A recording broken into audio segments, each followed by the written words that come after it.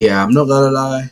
Tell it to the 6 people that are in the chat. Jesus, Chris D, Go James Kingdom, Mr. Hawk himself. Thank you guys for coming through. But real talk, I'm gonna need to talk to Justin about this. Leave this shit online and then just doesn't say a word. Like, come on, dog. We gotta do better than this. But yeah, so today what we're gonna probably be doing right now is we're gonna be watching Embiid cook for a little bit. Then what's gonna happen afterwards is we're probably going to be doing some, I don't know what they call it again. Let me check what they called it again. Let's see. Justin, scroll up. Around the horn and getting some of those stuff done soon. So hopefully you'll stick around by then. Right now I'm just setting up the stream. Don't know why Justin is still not here, but it is what it is. So give me 1 second. Let me see if the game started yet. I don't think it started yet, but I'm gonna keep the stream going. So 1 second. Screen share. It's this one. No, this one. Here you go. Have it muted. Close that bitch. Thank you.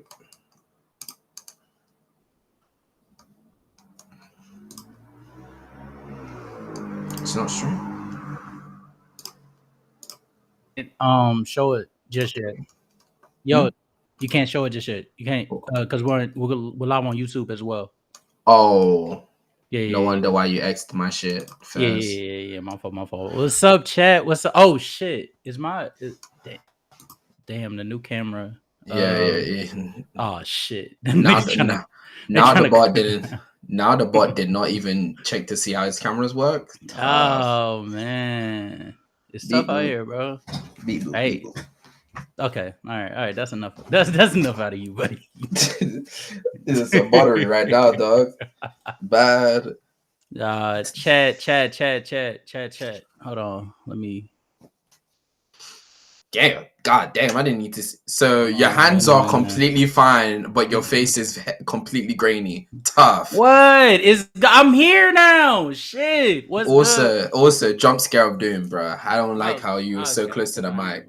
He's too close to the. Okay, I backed up. Nigga. Hating ass niggas, bro. like 0.1 inches backwards first. Well, guess what? I'll back up for this one. Chat, we got a new camera! God damn, I had to take my earphones out. Nigga, new season, new me, nigga. Nah. Come on, bro. New season, same you, dog. Okay, that's crazy. You gotta stop hating. Get that hate out your heart. Bro. Someday. You know that ain't happening, gang. Nah, chat today. If you guys want to watch the game, which we should be, I'm finna be streaming it over on Discord. If you guys are a part of the Discord, please join the Discord. If you are not a part of the Discord, I'm going to drop a link in the chat so that you guys could be able to join and watch the game and enjoy the game with us. This is Joel Embiid's first time back in what? How long has it been? About 6 months? 6-7 months? Oh, that nigga probably left, didn't he? Fairs. Nigga, now I'm starting to sound like this nigga. That's crazy. But no, what's good, chat? What's going on? Who we saluting? Shout out to Death Stove. Shout out to Daniel Berry. What's good, Daniel Berry? What's good, Chris D, bro? I ain't seen you in a minute, man. It's always great to see you. Go James Kingdom.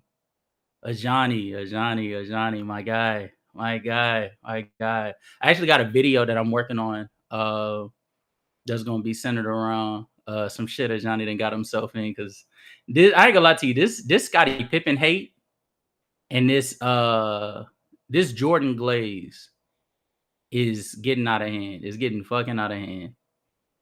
This shit is disturbing.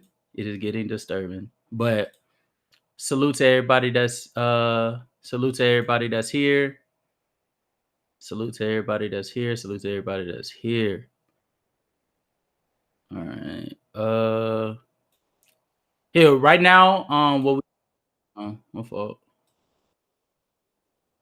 Let's get this. Let's fix this. Let's fix here right now. What we doing is they're going. I'm setting up the games for these guys, and then we're gonna go over a few topics that's going on, and then from there we'll we got around the horn with the great Johnny from Go James Kingdom. We have Herm from Ticket TV, FYF.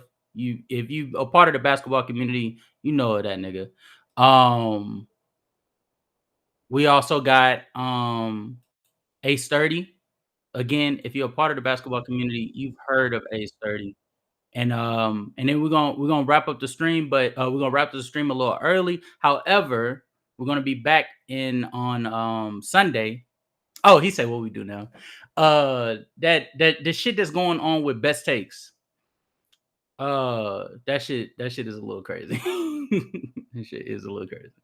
But yeah, we're gonna go over those things. He did start it. Because I went back and looked, and I noticed that he started some shit a little bit reacting to you guys' video, right? You guys had did a video, he reacted to it saying that you were being disingenuous, and then you reacted to him, and now niggas is reacting to nasty context bending stats. We're using more nasty and context bending stats. Is something that you just gotta admire, bro. You just gotta admire.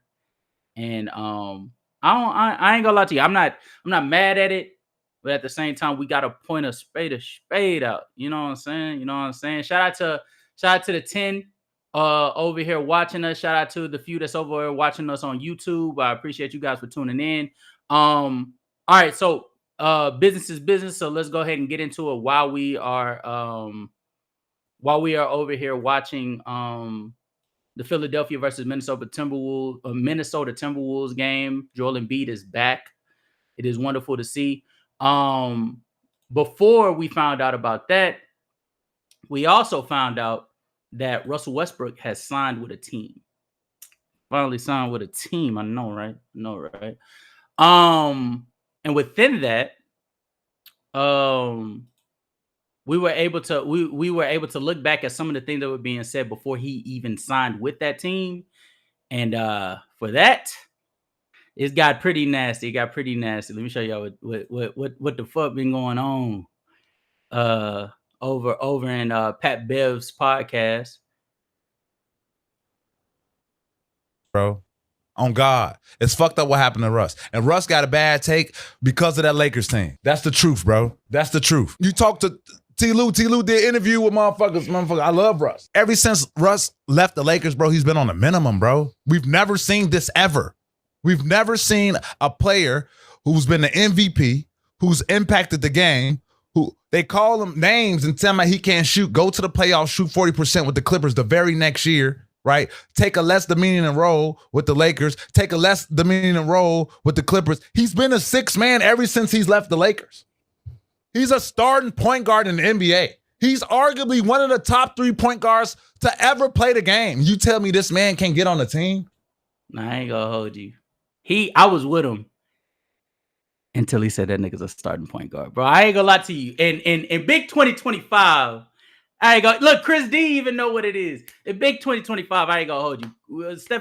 Stephen Curry, Darius Garland, Damian Lillard when he gets back, and even when he gets back, his starting spot might not be secure because of Anthony Simons. Not Anthony Simons. Scoot Henderson. Anthony Simons over in Boston. What KPJ is a more of a starter than Russell Westbrook at this stage of his career. D'Angelo Russell is more of a starter. Shit, I ain't gonna lie to you. I can ring off about. I think it's fair to say that it's about 30 starting level point guards at this stage in time. Actually, now that I think about it, there's about 3 starting point guards that play for the San Antonio Spurs right now. Correct me if I'm wrong, C-Dub. There's about 3 starting point guards that are on the San Antonio Spurs alone. So that I can't ride with him with that. But I do agree with him with, since he left the Lakers, a bad juju tag has been thrown on this man for shit. I want to say a better part of like 2 years, even when he's displaying multiple instances of him being a positive, and we're gonna get into that. But then on top of that, we also got, to hear from the Sacramento fan himself, Big Ox Bob. I'm referring to over on Player's Choice, where he answered the question given to him by none other than Mr. PC Ron. You're making a video right now, right? Just a tad. All right, really, I mean, too much.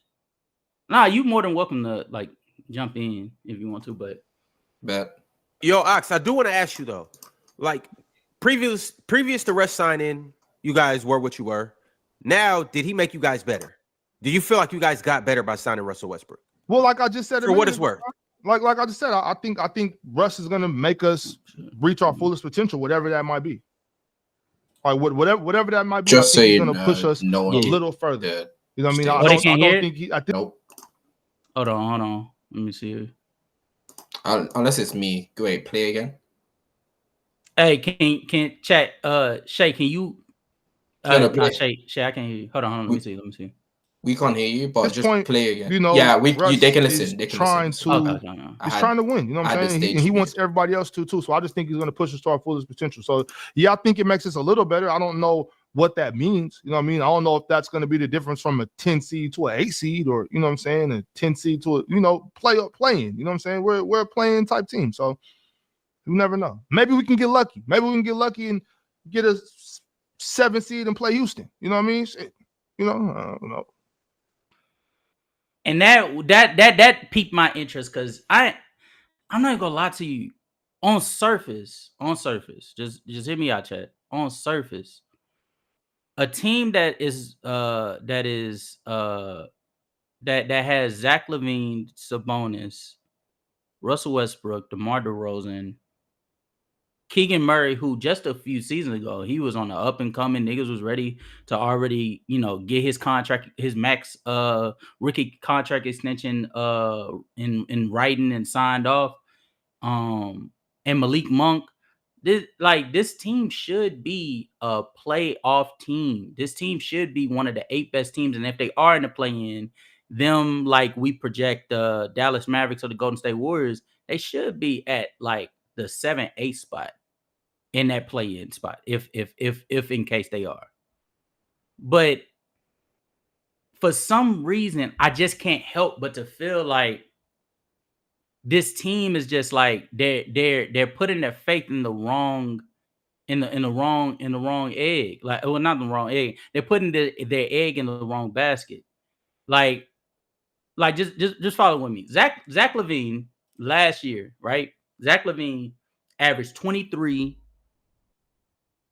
4 rebounds, 4 assists on 45% from the 3 and 83% from the free throw line, right? And the percentages from the free throw line wavered from Chicago to Sacramento, but really everything else in terms of efficiency or accuracy has maintained like production on Zach LaVine's part, right? And so I'm vibing with it, and then I notice during that same time period that he's on the Sacramento Kings, this team is the top 12 offense. This team, I mean, like just when we talking about like production and how they're able to impact, this is a team that they were. Hold on, give me 1 second, chat. My fault.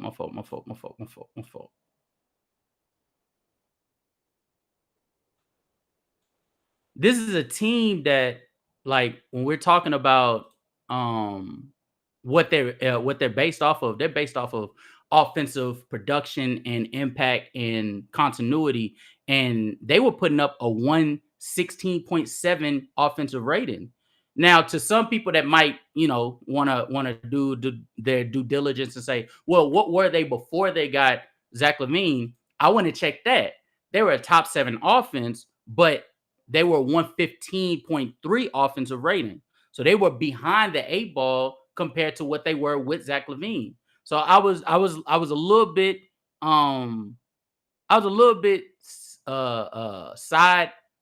not sidetracked. I was a little bit thrown aback by that because I thought that the team before the season started was on a run offensively, because I could have sworn that they were like dominating the Boston Celtics or some shit like that. During that run. And I thought that was like an inkling of them like on the up and up. But turns out they actually, they actually have been better with Zach LaVine alongside Sabonis than they were with Fox and the guys. And so it got me to thinking, well, if they are able to do those type of things offensively, what exactly is Zach LaVine doing? So then I go and I look at what Zach LaVine is doing, and I realize that the way and the style in which he's playing really ain't that, like, it ain't that complex.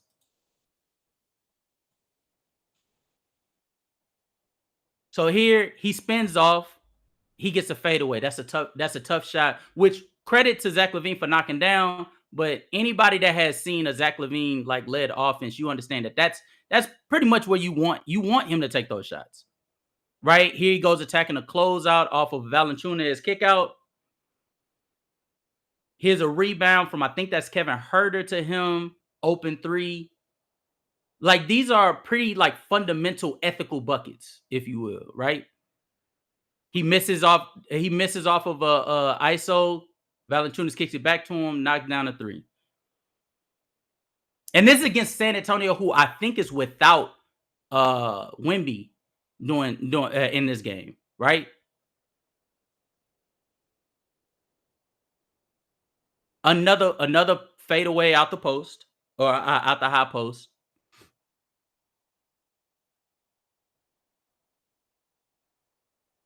Kicks it out to him in the corner.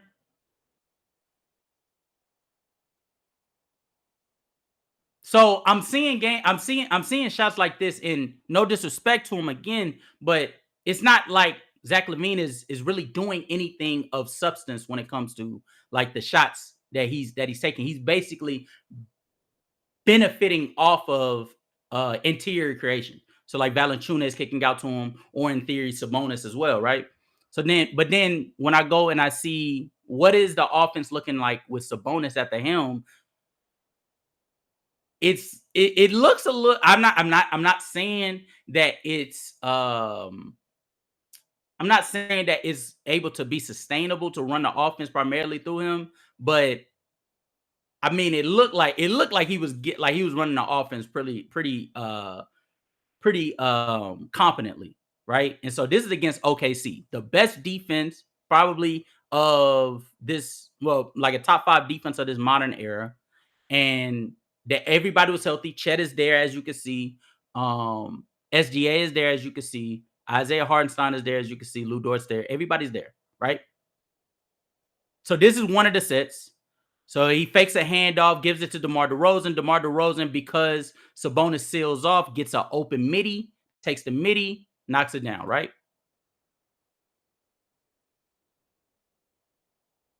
Second possession. Sabonis gets down hills, throws a post. Chet gets caught looking, kicks it out to Keegan Murray. Easy bucket, right? And so those are the things that I think is like manageable, and it's able to transfer between him and Zach LaVine with more time, because I think Zach LaVine could be more of a beneficiary than any of those guys, because he's just more efficient of a scorer than a Keegan Murray or Keon Ellis or anything like that. So I like that fit, but let's get down to the nitty gritty. What I don't like about this team is how clunky these buckets is finna be. Let's talk about it. How when it comes to like running an offense in 2025, spacing is the game. The reason why spacing is the game is because when you go up against defenses that understand the way to play angles and to force you into habits that you are not comfortable with, you need to have a secondary option to run to be able to get a lot of quality looks. That's why I think DHOs have run rampant throughout the NBA in the last few seasons. I think the Denver Nuggets started it to had it unfold with Jokic being at the helm of, you know, one of the most efficient offenses during the postseason, and then it sort of trampled down to Miles Turner or Pascal doing handoffs with Tyrese Halliburton and Nembhard. That same year, the Sacramento Kings at the helm of Mike Brown had Sabonis do handoffs, turned into a handoff merchant, some might say, with De'Aaron Fox, and it led to one of the most efficient offenses as well. Draymond Green and Stephen Curry started to take from that, so it started to run rampant around the entire league. And what I think that can be with this roster, is not as effective as people might believe. I'm a fan of Levine with Sabonis, but I'm not the biggest fan of a Malik Monk alongside Sabonis as well, because I don't think Malik Monk is that efficient of a scorer, depending on the volume that he's given. And he was given a lot of volume when De'Aaron Fox got traded. And I don't think it really did them much damage. I want you guys to look at this clip. So this here is Malik Monk, Zach LaVine, Sabonis, Keegan Murray, DeMar DeRozan on the floor, right? As they're doing, as Malik Monk is coming down, he kicks it out to Zach LaVine. To be fair, the defense sagged too far off of Zach LaVine. Zach LaVine just bobbled the ball, and it gave them an opportunity to get back. But watch how the defense has sunken in completely on Sabonis, and who exactly they're leaving open is DeMar DeRozan. And with DeMar DeRozan being open, who I don't think anybody should refute, is not a good three-point shooter by any measure. For his career, he has not been an efficient three-point shooter. And even for this season that we're talking about, he shot 33% on like 3 attempts. So he's not any threat outside of the mid-range or the interior. Really not even the interior like that. But they're leaving him open, and that means that any of the 4 people that shoot are going to shoot a contested or semi-contested shot at that point, right? I want y'all to look at this other possession that I found. This is against the Washington Wizards. Mind you, both of these are not against ample spacing defensive units. Hold on real quick. Hey, Zeno, do you think you can stream the game for them in here for me? Okay, I appreciate it, bro.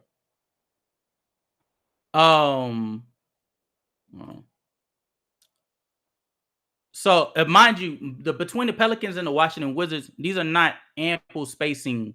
These are not heavy defensive units. These are young, injury-prone players playing on these rosters, and depending on the day, you're going up against the second unit of the second unit, right?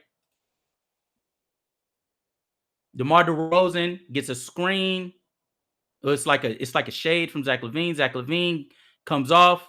Sabonis setting the screen, still winds up being a contested shot because Zach LaVine just isn't an elite on-ball creator, right?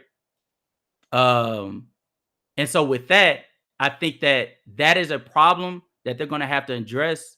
And I don't think Westbrook is the way to go.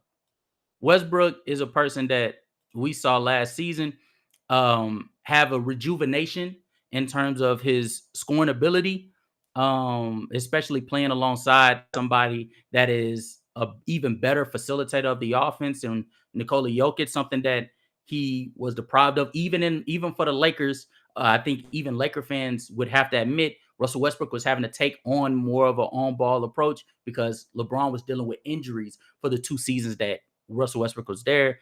And so there wasn't really anybody that had the skill set to take the ball away from him and, you know, serve as a greater on ball creator. And so I think he has improved in that aspect. And I actually, before I get to like being negative, I don't want to be a negative Nancy. I do think that Russell Westbrook gets a tough knock on him for how he has like panned out in terms of a rotational player more than the star player that he once was. I think Russ has he has developed tremendously in the past 2 to 3 seasons, depending on who you ask, that last year in the Lakers as an off-ball player, to the point in which I feel as if we should start viewing him more in the light of a Bruce Brown than viewing him in the light of a ball-dominant player. And what I mean by that is, well, I could show you, but I could tell you. What Bruce Brown used to do for the Denver Nuggets, and even what he did for Brooklyn before he got to Denver, was he served as, you know, a ball handler, a serviceable ball handler. You could put the ball in to make proper reads every now and again, but you didn't have him have that role for too long.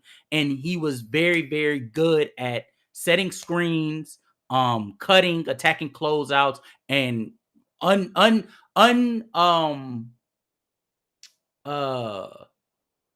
unforgivingly attacking the basket for second opportunities. And I think Russell Westbrook has gotten severely underrated in those accords for the last 2 seasons specifically, right? So take this play, for example. So Russell Westbrook's in the corner. As you know, Russell Westbrook is not a spacer by any mark of the word. And he's on the floor with MPJ. I forget who number 22 is. I think that's Peyton Watson. And I want to say that this is Christian Brown with the ball, but I could be wrong. I think that might be Jamal Murray, low-key. So screen gets says, it was, hey, I know ball, nigga. Jamal Murray was right. I knew it. All right, so Jamal Murray comes in. He's getting doubled. They leave Russell Westbrook wide open. What does Russell Westbrook do in past years? If he's playing on Washington or Houston or OKC, what is he typically doing if he doesn't have the ball in his hands? He's going to sit in that corner the entire time. Now, every now and again, you would see him do a jab to the cut, to a cut or to a dunker spot, but we have never seen him run to get a second opportunity to the likes that he did for Denver this past season, right? Here we go. Oh, that wasn't to Russ. But and then and for you guys that are not fully like on ball or on point with me with how much Russ has like developed in terms of an off-ball player, crashing the boards and stuff like that, I urge you guys, please go and watch that Oklahoma City Thunder series. Go and watch the Clippers series. Watch that entire postseason run for the Denver Nuggets last season. Because what Russ was doing was giving them second opportunities, was giving one of the league's most efficient offenses in the postseason second opportunities to be able to run their efficient offense yet again. Do you know how depressing that can be to a defense? Like that can be very depressing, right? I also think that Russ doesn't get enough credit for the way in which he got better at attacking closeouts. I want to show you guys this. So Russell Westbrook, yet again, is sitting in the corner. You got Nikola Jokic on the floor now, Jamal Murray. This is against the Minnesota Timberwolves, another top defensive unit, right? MPJ is also on the floor, Christian Brown. Basically, Russ is playing with the starting lineup, right? Russ is in the corner. Julius Randle is guarding him. Jamal Curry is off the screen, kicks it to Russ. Rudy Gobert rotates onto Westbrook. Westbrook attacks the closeout, finishes a bucket. That is value, especially to a team like Sacramento, who, respectfully, outside of Sabonis, they don't have that much interior presence. So I think Russell Westbrook can provide that tenfold for them, right? That being said, though, I expect this team to make the playoffs. I can even see them making it interesting in the first round, but they're only going to be a 9th to 10th seed because in theory, on paper, this team should be locked and loaded to be able to compete for a 7th, 8th seed, maybe even a 6th seed if they get lucky and they strike while the iron's hot while people are injured. But in practice, this team just is not. They're not equipped enough offensively and defensively. They were a bottom 10 defense last year, and they didn't add anybody of substance to upheld them to a higher threshold. I also think Dennis Schroeder being on the roster is going to be another addition to the guard heavy lineup, and I'm interested to see how that impacts the Keon Ellis situation they got going on. But we'll see. We'll see what's going on. King Shot says 12th to 14th with New Orleans and Phoenix. I feel as if I can see that. I think Phoenix is a better team than in practice. On paper, I think Sacramento is the better team than New Orleans and Phoenix. But I think Phoenix is the better team than New Orleans and Sacramento. And I think New Orleans is sneaky good. And especially if they can figure it out, I think they have the best player of all three. I think Zion is primed for a elite season. And if he has an elite season and everybody else is healthy around him, I think he's able to make that 10th seed over 10th or 9th seed over Phoenix. And then at that point, I ain't gonna lie to you, y'all got me. Y'all cooked me. Phoenix is out of there. Phoenix is out of there, Chad. But we'll have to see how that works out. But as of right now, I'm gonna say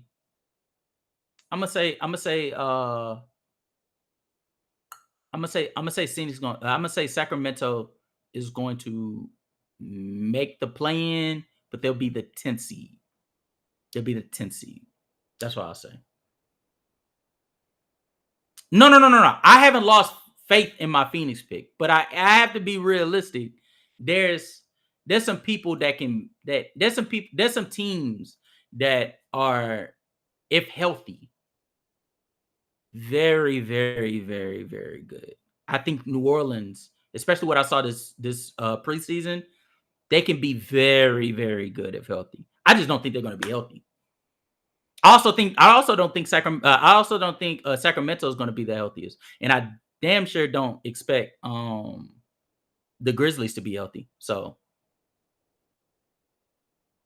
he said, I got Spurs, Mavs, Wolves, Warriors, Grizzlies, and Blazers. Kings over the Kings as a 6 to 11 spots. I'm with you with Spurs. I'm with you with the Mavs for sure. And the Wolves. The Warriors, if they're not healthy, because we saw this before, the Warriors in 2024 technically were a better team or on par talent-wise with Sacramento, same as this year. And because of injuries, they ended up a play-in team. And when it comes to Sacramento in the play-in, like they're very familiar with it. All you got to do is win one game. You win one game, you get them out the way. And I'm not that sold on Grizzlies because they get hurt too much. And the Blazers, I'm not gonna lie to you, I'm a big fan of this rookie that's coming in. And I also think that Denny is gonna have yet another jump, being a on-ball creator, but and especially what he was providing defensively with this unit, they should be a top. Do I want to say they're gonna be a top 10 defense? I'm not gonna say they're gonna be a top 10 defense, but they could be a top 10 defense. They do have consistent.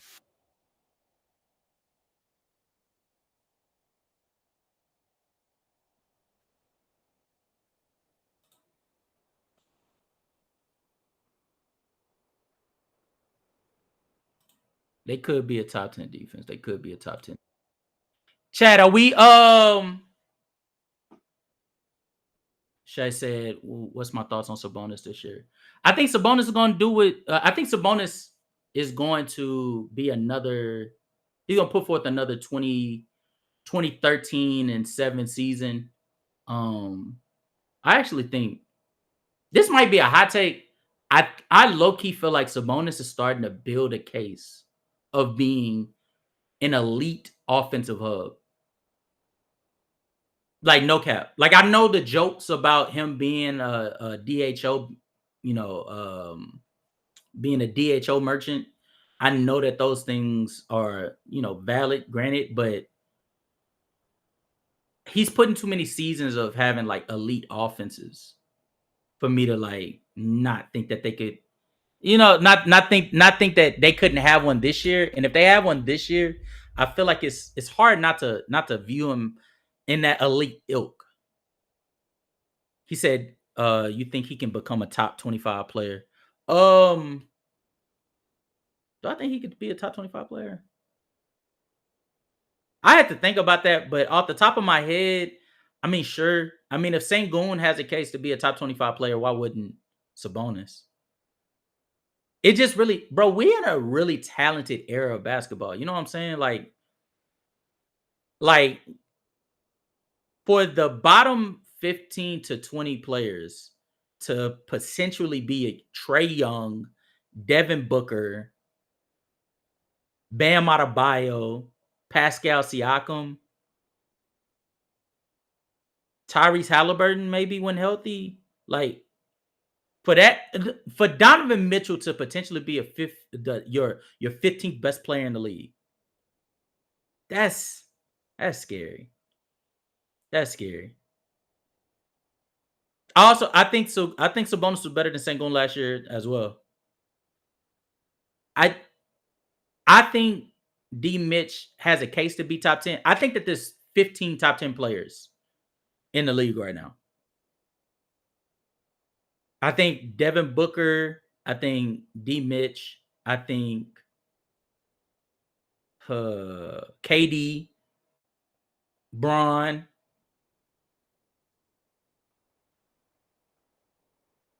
Yeah. AD still in my top 10. I think Cade as well. Brunson. Yep.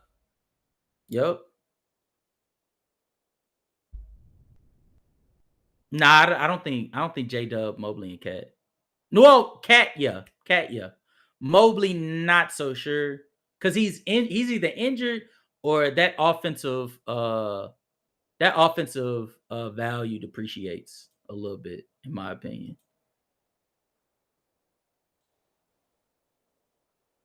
And it's not even like the efficiency drops. It's like the consistency of the aggression just drops. I don't know.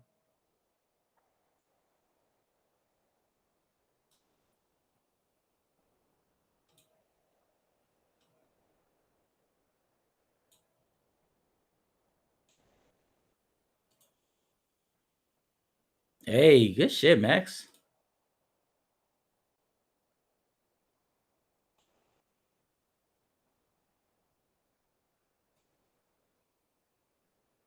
Ant and Wemby recently jumped into my top 10. Yeah. I ain't gonna lie to you. Ant actually is the one that I'm not too completely sold on. But Wemby, I'm sold on Wemby.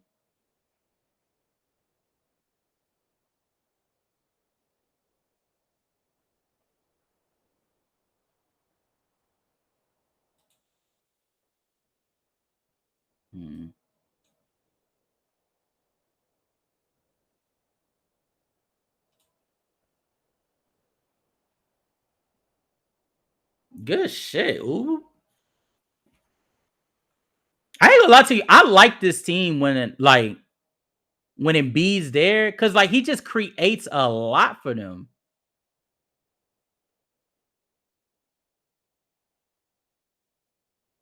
Okay. Jabari Walker with the bucket. Salute to everybody that's in here. Please, if you guys are not a part of the Discord yet, please make sure to join the Discord. Click that link so that you can watch the game along with us. We're going to be watching games more often over on that side. We're going to be streaming here. I promise you we are.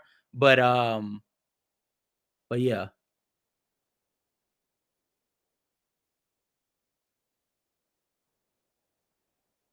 Shay, I got something to ask you next time you're on the show. Oh, okay. He's what's my thoughts on Embiid this year?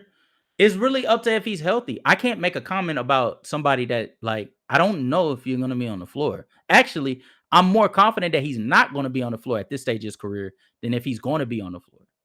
Like, I don't know. Like, I feel like it's a tough position for you to be able to speak about Embiid in that way, because Embiid is like very easily, and we talked about this on the stream with Real Talk. Very easily one of the most skilled bigs we've ever seen in this league. Like top 5 most skilled bigs I've ever seen in my lifetime. Most skilled players I've ever seen in my lifetime. But he's just not on the floor enough. But that being said, though, like we seeing right now, which granted he's not playing up against really anybody of substance yet, because I think if I'm correct, I think Minnesota is benching a lot of their starters. But I genuinely feel like when healthy, the Philadelphia 76ers should be the best team in the Eastern Conference. They should be, honestly.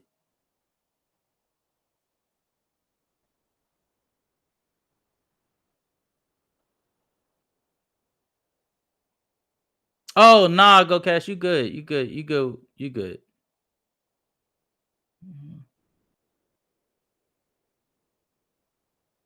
Oh, I can well, I'm taking so chat. The reason why we started a little early is not just for the Philly game, but I'm taking my girl to go enjoy dinner, and I'm gonna spend some time with her.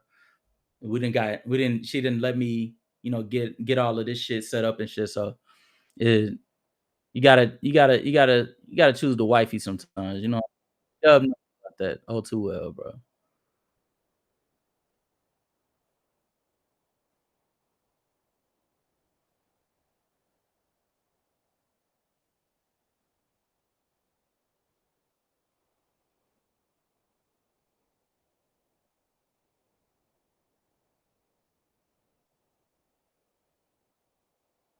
Katie, Kobe, CP3, Kawhi, Steph, Harden, and Bron more skilled in our lifetime. I ain't gonna lie to you. This might be a hot take. I think Harden. I think Embiid is more skilled than Steph was. I think Embiid is more skilled than Steph was. Actually, I think Embiid is more skilled than Kawhi. I genuinely believe that. Because I think when it comes to Embiid, they dead ass. I think when it comes to Embiid, I feel like defensively, damn, bro, I'm on my. Hey, somebody tell Zeno I need a nigga to I need somebody to like tell me am I tripping. Hey Zeno, hey, pull up in the playback real quick. I got a question I gotta ask you. What's good, Kai? What's good? Yeah. Hold on, real quick. Zeno, you got me. You sharing the screen right now? Oh, that's why I can't hear myself. Yeah, what's good? Shit. Let me mute it. For me. Okay, I got a question for you, Zeno. Yeah. I mean, who's more skilled? Joel Embiid or Stephen Curry? To me, whoa. Why am I so high? And before you answer, I'm gonna tell you right now. I think Embiid is more skilled. I think Embiid is more skilled, to be honest with you. But that's just because there's two sides to the ball, and I think while Steph Curry is very skilled offensively and what he can do on ball, off ball, running off of screens, essentially playing he pretty much can run a lot of different offenses, not to maximize himself, but he could just run the different offenses. I think everything defensively Embiid does is just like skill wise, I don't think Steph can actually do. That's why. I agree. Because I was saying they was asking, I was talking about Embiid, and I was telling King Shy, I was like, bro, I feel like he's one of the most skilled players I've ever seen in my lifetime. And he rained off some names. He said KD, Kobe, CP3, which I agree. And even Harden to a certain degree. I think obviously Bron. I'm not gonna lie to you. In these conversations, the only way this works out is if you're saying two-way players. It would have to be KD, Kobe, CP3, Kawhi, but I don't think one-way players can really sit in these conversations. Because remember, when we're talking about skill, we're talking about everything that encompasses basketball. Mm-hmm. And players that are just hyper elite at just certain skills offensively, but then they just not neutral or just worse. Sorry, one thing they're talking they're talking here, so. Okay. When we're talking about certain players that are just like not even on the same level when it comes to defensively, we're not even talking about like how good they are. I'm talking about actually being able to do certain skills. They just can't do that. Like Embiid could roam, weak side rim protect. How it was called, be the rim protector. He's navigating the team offense, like the team's defense, like being the main anchor, telling where people are supposed to go. Like those are things Embiid is doing that Steph Curry can't even like fathom to think. Like he has to be a team defender. Embiid is the team's defender, if you get what I'm saying. And I just don't think certain one-way players can really benefit on these type of conversations. I think offensively though, like they are built different though. I can't lie. I think the value of what they provide is a whole different conversation. Yeah. Especially like sustainability. But when we're talking about who's more skilled, in my opinion, I feel like being a skillful rebounder, being a skillful defender, being a skillful facilitator of the offense, skillful scorer, both in the post, on the perimeter, mid-range. I feel like I don't know. I feel like when we talk about skill, that's when we start doing the box checking shit that niggas like to do. Now, if we get to talk about the value, then obviously I'm taking stuff over Embiid. Yeah. It's fine. It's fine. The value. That's why I was trying to remove the notion of value, because god damn, that was a horrible pass. But that's why I try to remove the whole notion of value, because I think then you're accidentally kind of steering away from the whole conversation, because it's not about value. It's about the actual skill in itself. Okay, that's all I wanted. I'm finna go and do this around the horn shit so we can go ahead and get to good hoops. All right. I need let me gotta send some invites.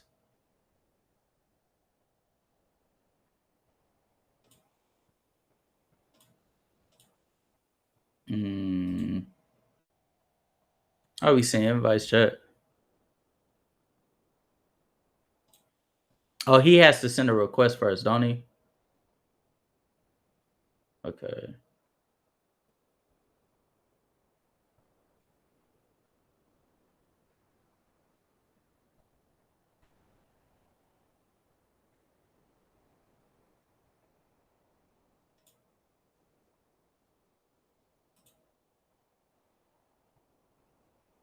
Yeah, I ain't gonna lie to you. I feel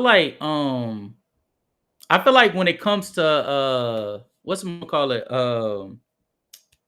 Tyrese Maxey, like, bro, the way in which he could play off of somebody like VJ Edgecombe, what's the other gentleman's name? He got the dunk off of Embiid's pass. Walker. Yo, can you hear me, Walker? Yeah, I can hear you. Okay, thank you. Thank God, man. Yeah. Thank God. See, now I know what the issue was, bro. What was it? I know what the issue was. I didn't turn on my mic before I got in the room. Before I got on stage. Oh wow. But I actually wanted to like ask you, like, you think Embiid is like a top 5 most skilled center ever? Hold on real quick. I gotta message the guys to pull up.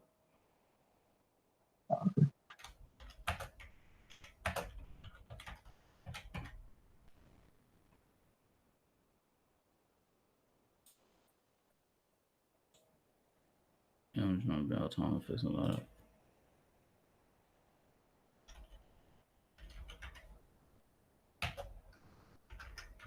But you know what I learned about basketball, like my time on the space?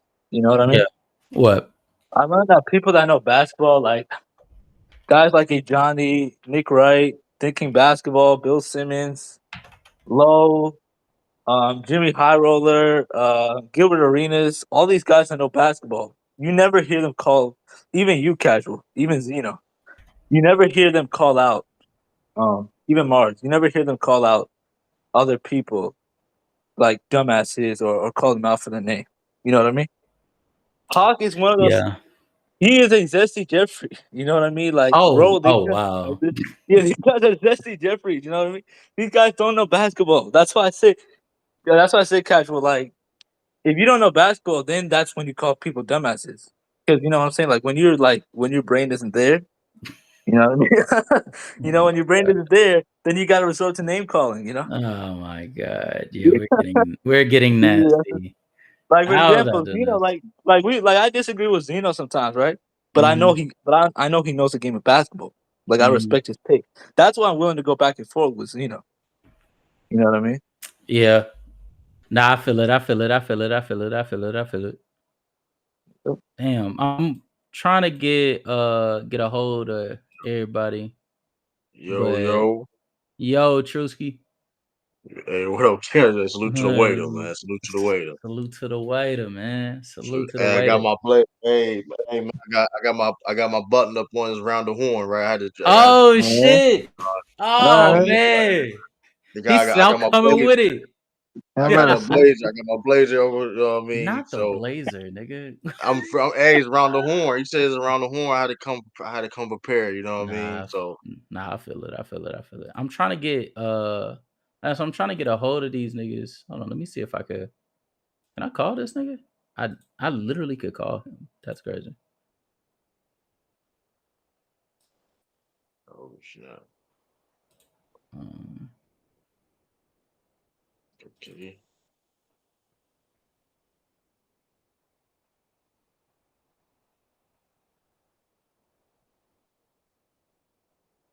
What the hell?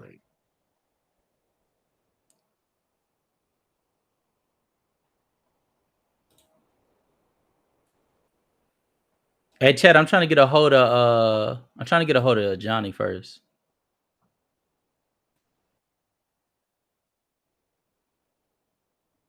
Let me see something.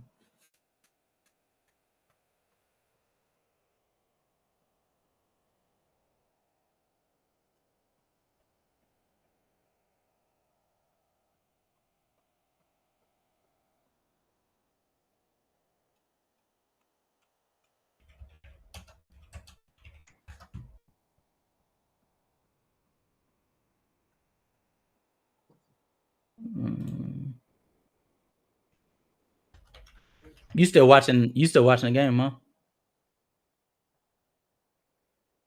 Yeah, I watched a little bit of it.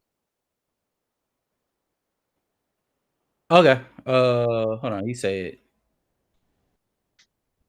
Oh shit. Let me for you. He said he started. He said he'll be here at 7 on the dot. Who? Johnny. Oh, okay. All right.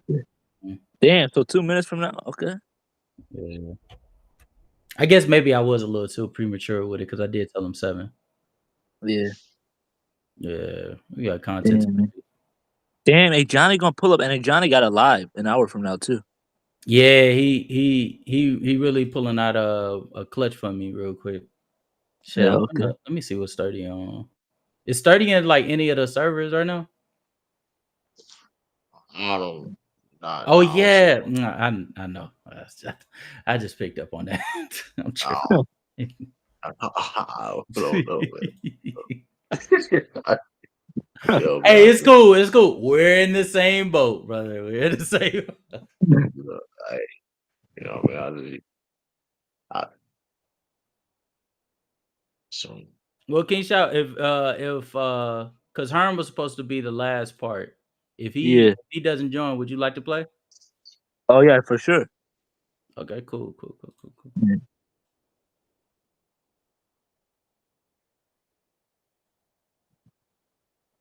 Yeah.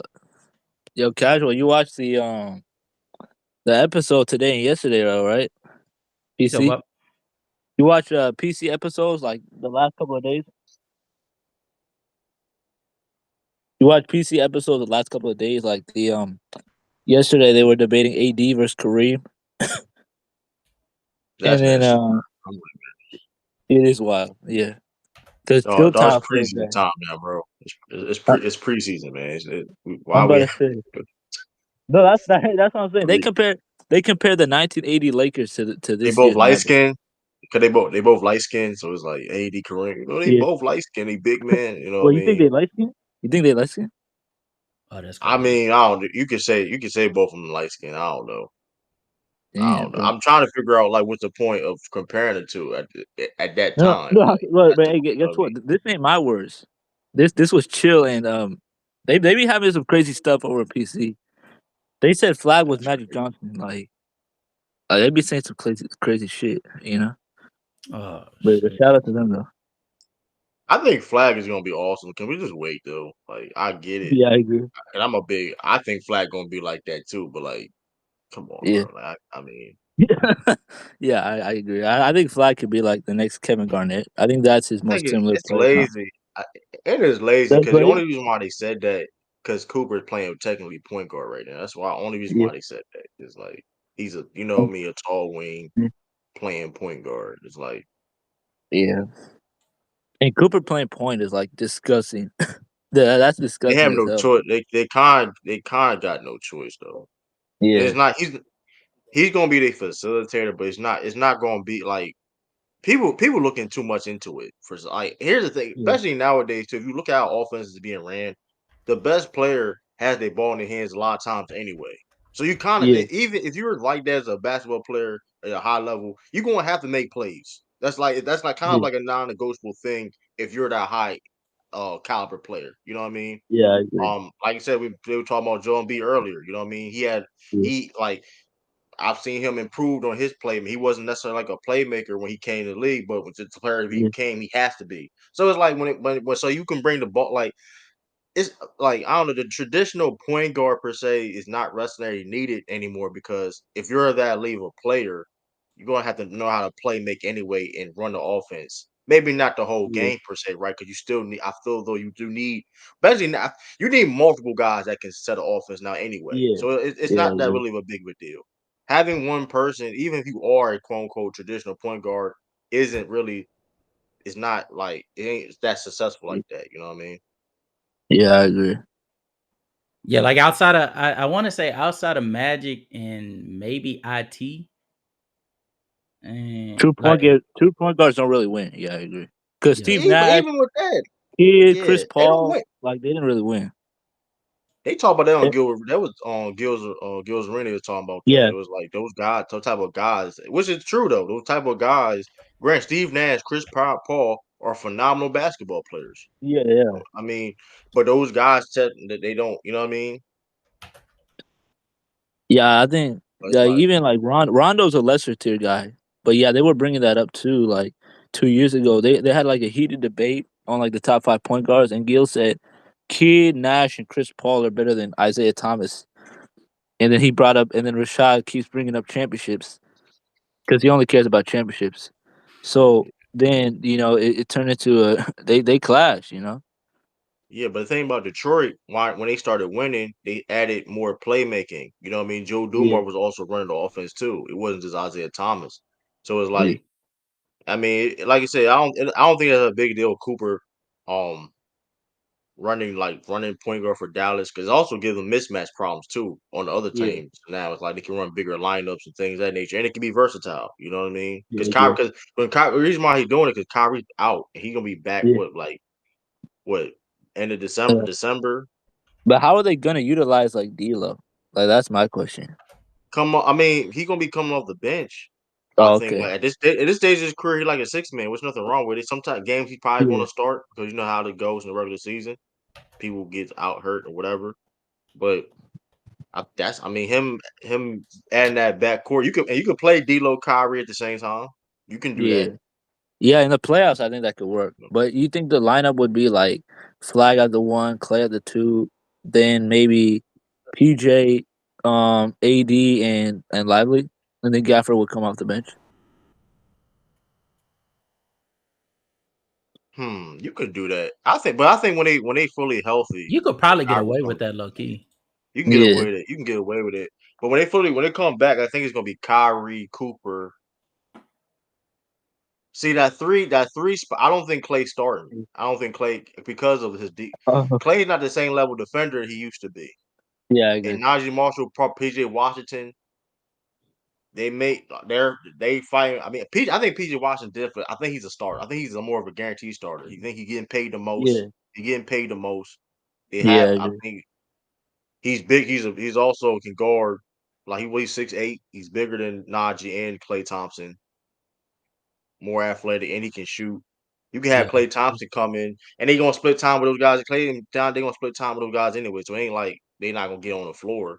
So I think they might that's run why it some makes them lineups so in the dangerous. playoffs where they do Kyrie, maybe Clay, because Flag at the 2 is kind of Yeah. nasty. Like I don't really see him playing the 2, but maybe Kyrie, Clay, PJ, not PJ, Flag, AD, and Lively.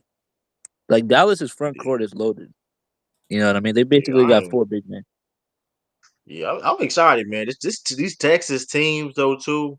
It's gonna Yeah, be, Got a bro. lot It's of gonna depth. feel like the A early lot of these 2000s Texas. where it's like the T-Mac and Texas Yao teams Ming, is, bro. T Mac, Yao Ming, Tim Dirk Duncan, and Nash. TP and Manu, Dirk, bro. It's gonna feel Yeah, like we back in the 2000s where like and niggas is and fighting guess for what? that top Texas And spot, bro. even guess what, casual? It also feel like we That's kind of been like Texas.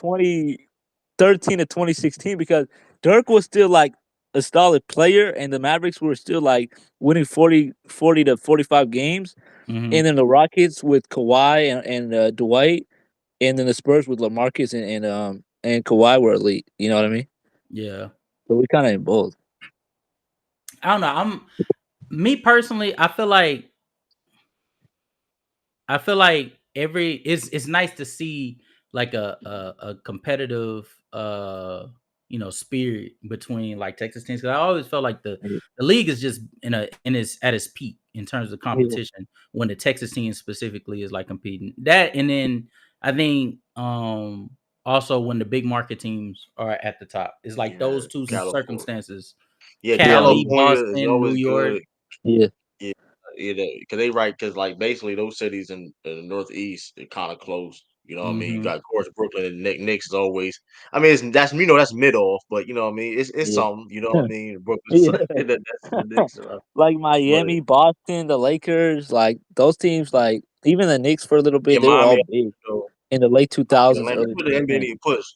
NBA need to push that. Like you got these state teams. Hey Yeah, man, you got like so. yeah, yeah. Miami is they're gonna be Who will solid this be the year. best team in Texas? Who will be the best team in Texas? I got it. I got Houston. I got Houston.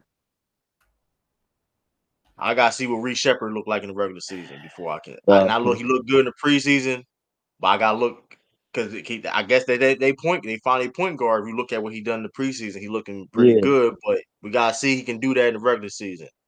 And I'm I not even got saying he gotta be an all star or anything, but can he? You know what I mean? yeah. uh I got I don't know. Who do I got? I think the Spurs. I I got don't know. I want to say the Spurs. I I got want to say the Houston. Spurs. I got Houston. I'm gonna stay with the safe side. I think I got Houston, but I think That round, they get that round of respect for you. Yeah, they get because they got a star that's like he at least is guaranteed to play 60 plus. Yeah. It's like I want to go with Dallas because I think Dallas has the best. Like they have the best defensive. Man, you can't get wrong with any. You really can't go wrong with any answer because like No, because I ain't the Spurs like Dylan Harper looking like already. Mm-hmm. I'll say this. It's gonna be tough, man. I'll say this though. Before Van Fleet got hurt, I think it was like the Rockets were clearly the best team in Texas. You know what I mean? Mm-hmm. Now I think it's become closer. Oh, you don't think so? Dallas, Before Van Fleet got hurt? I think even if you think the Rockets was the best, I think if you in the 7-game series, it will be very, very interesting to see those teams go against each other. Because Dallas, I ain't gonna lie, Dallas is a deep ass team. When Kyrie Irving come back, the defense. I like what he did with that. People criticize that Luka trade, but I see the vision he's trying to do in Dallas. Building around that team is gonna be very, very interesting. Very interesting. So it's gonna go down to coaching, lineups, and all that too. Cause Houston got a lot of depth too. They got a lot of depth. So yo, Zeno, I'm about to say Zeno's cracking you up. Look at him. Bro, Zeno, bro, I ain't gonna lie to you. Zeno saw that nigga Embiid go crazy for a half. He said, "I'm cool on it, bro. I'm cool. I'm cool." This is the equivalent of I'm trying to think who would be the equivalent of Embiid getting hurt? As like what? Getting hurt? Like all time comparisons where like a player has like a historic peak and then they get hurt, and then they're out for like 1 year, and then they come back. David Robinson.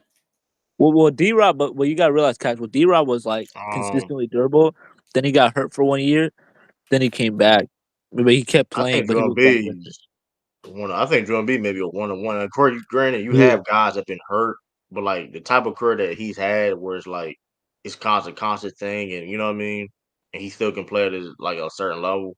D-Rose kind of weird. Maybe the closest comp. Yeah, but D-Rose, it was.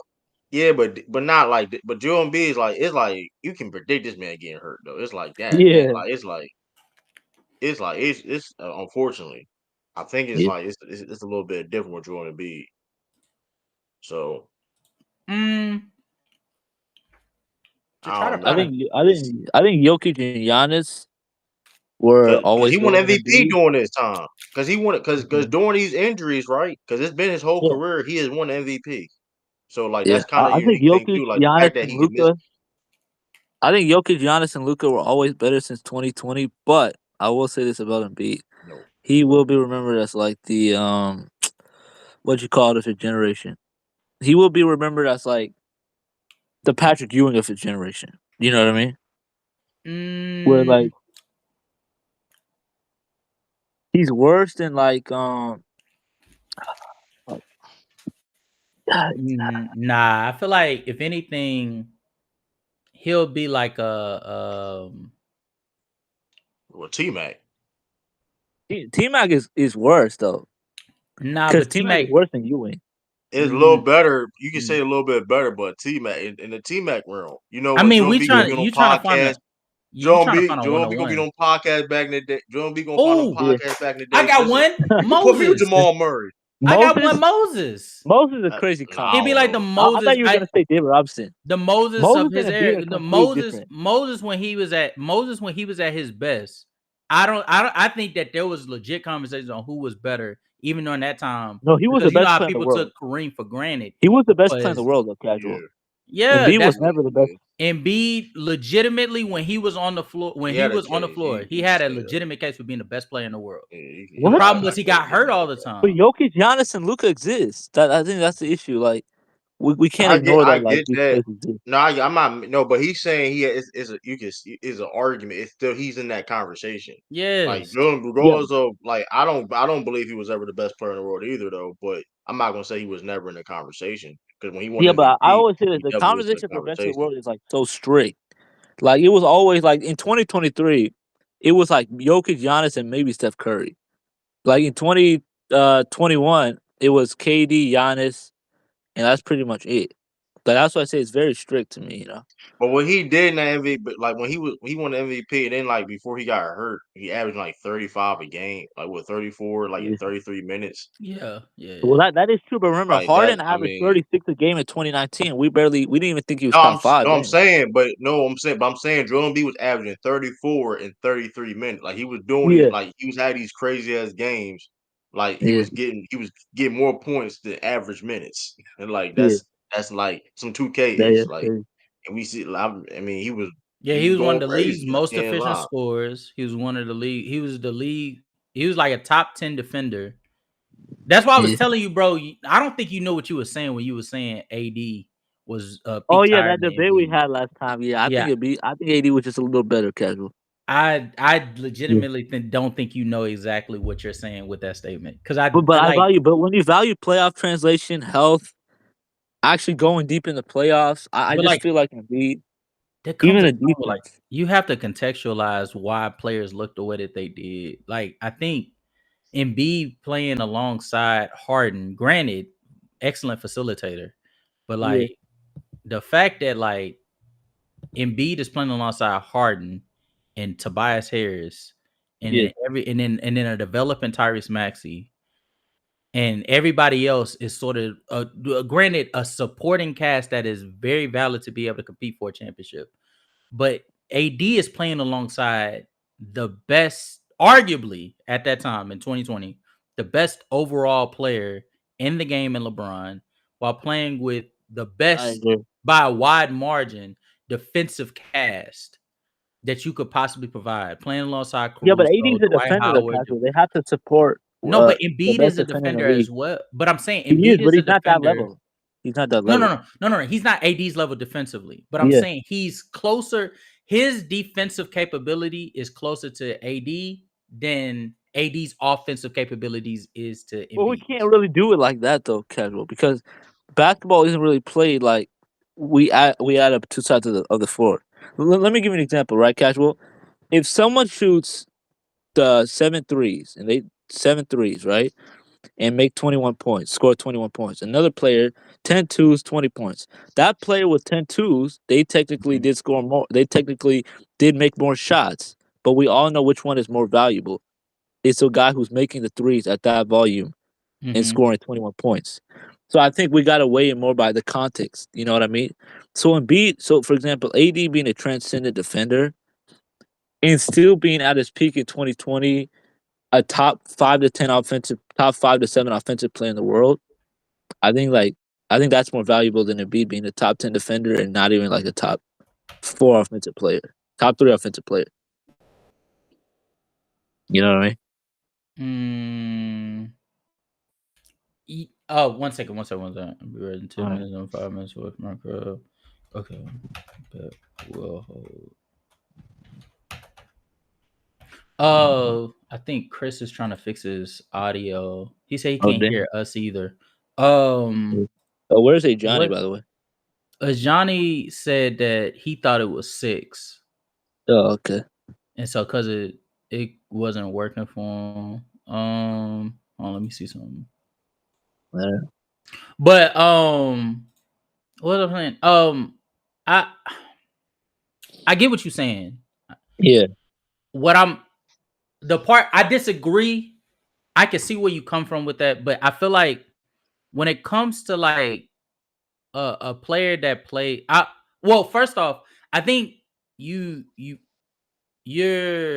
misrepresenting what I'm saying. Well, not misrepresenting, but I think you're Yeah. misunderstanding what I'm saying. I'm not saying that because Embiid has more responsibilities here than AD does Yeah. on this end that makes him better. What I'm saying is if that is the case, right? If Yeah. Embiid has to be the leading focal point on the offensive and defensive end, he has to be a reliable creator for himself while also being able to protect the rim at an elite level, right?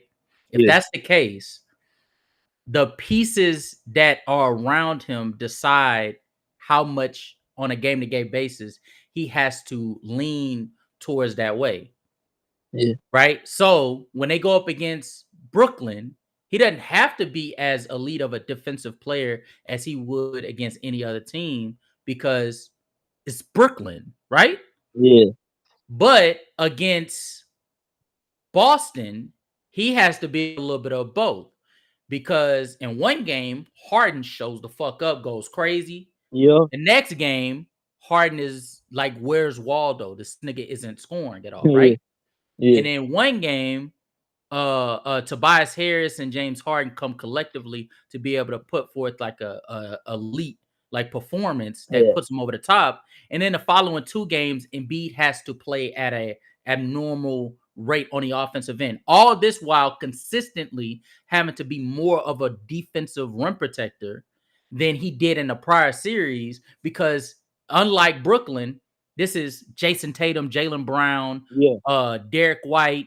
I think Malcolm Brogdon was still there at that time period. Al Horford is trying to pull him out. So Embiid is having more on his table versus AD during that time period. During that entire stretch, he didn't have to worry about being the consistent focal point of the offense because he had LeBron there. So even if he had those fantastic series like he had against Portland, I think he had a fantastic series against Houston for sure because they didn't have a center to guard him. No, Warriors. Wait, what are you talking about? I'm talking about like 20. You talking about in 23? That's what I'm saying. In 2023, let me give you an example. Casual. 2023, we all knew that Embiid was just clearly better than AD at that time. AD was barely a top 10 player. I agree. He was around that fringe top 10 tier. Hold on, real quick. Hold that thought. Chris, say something. I don't think it works because when I see that green like Wi-Fi thing, the green sign. You see I don't think you see a green Wi-Fi thing. Oh, yeah, shit. You see. When they show that sign, you can't talk. Okay, so what's the problem? Do you think it's like a setting thing or what? Well, I will say this: that green thing showed up when I first joined the panel with you. Mm-hmm. Then I went back and then I fixed it. And I realized that I had to open up my not open up, but like I had to fix my mic before I got up. You know what I mean?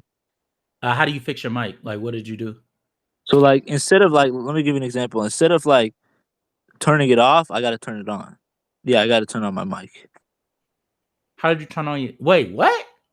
No, okay, casual. yeah. Let me break this down to you, bro. Well, you know how when you get in a stage, it's like typically your mic is turned off. You have to like turn it on. Oh, so okay. You click on your mic and then you turn it on, and then I think that's what helped me be able to talk to you now. But you didn't deal with a problem where you couldn't hear me, huh? No, I could always hear you. Yeah. Okay. Oh, quick. We're about to make a phone call to Chris.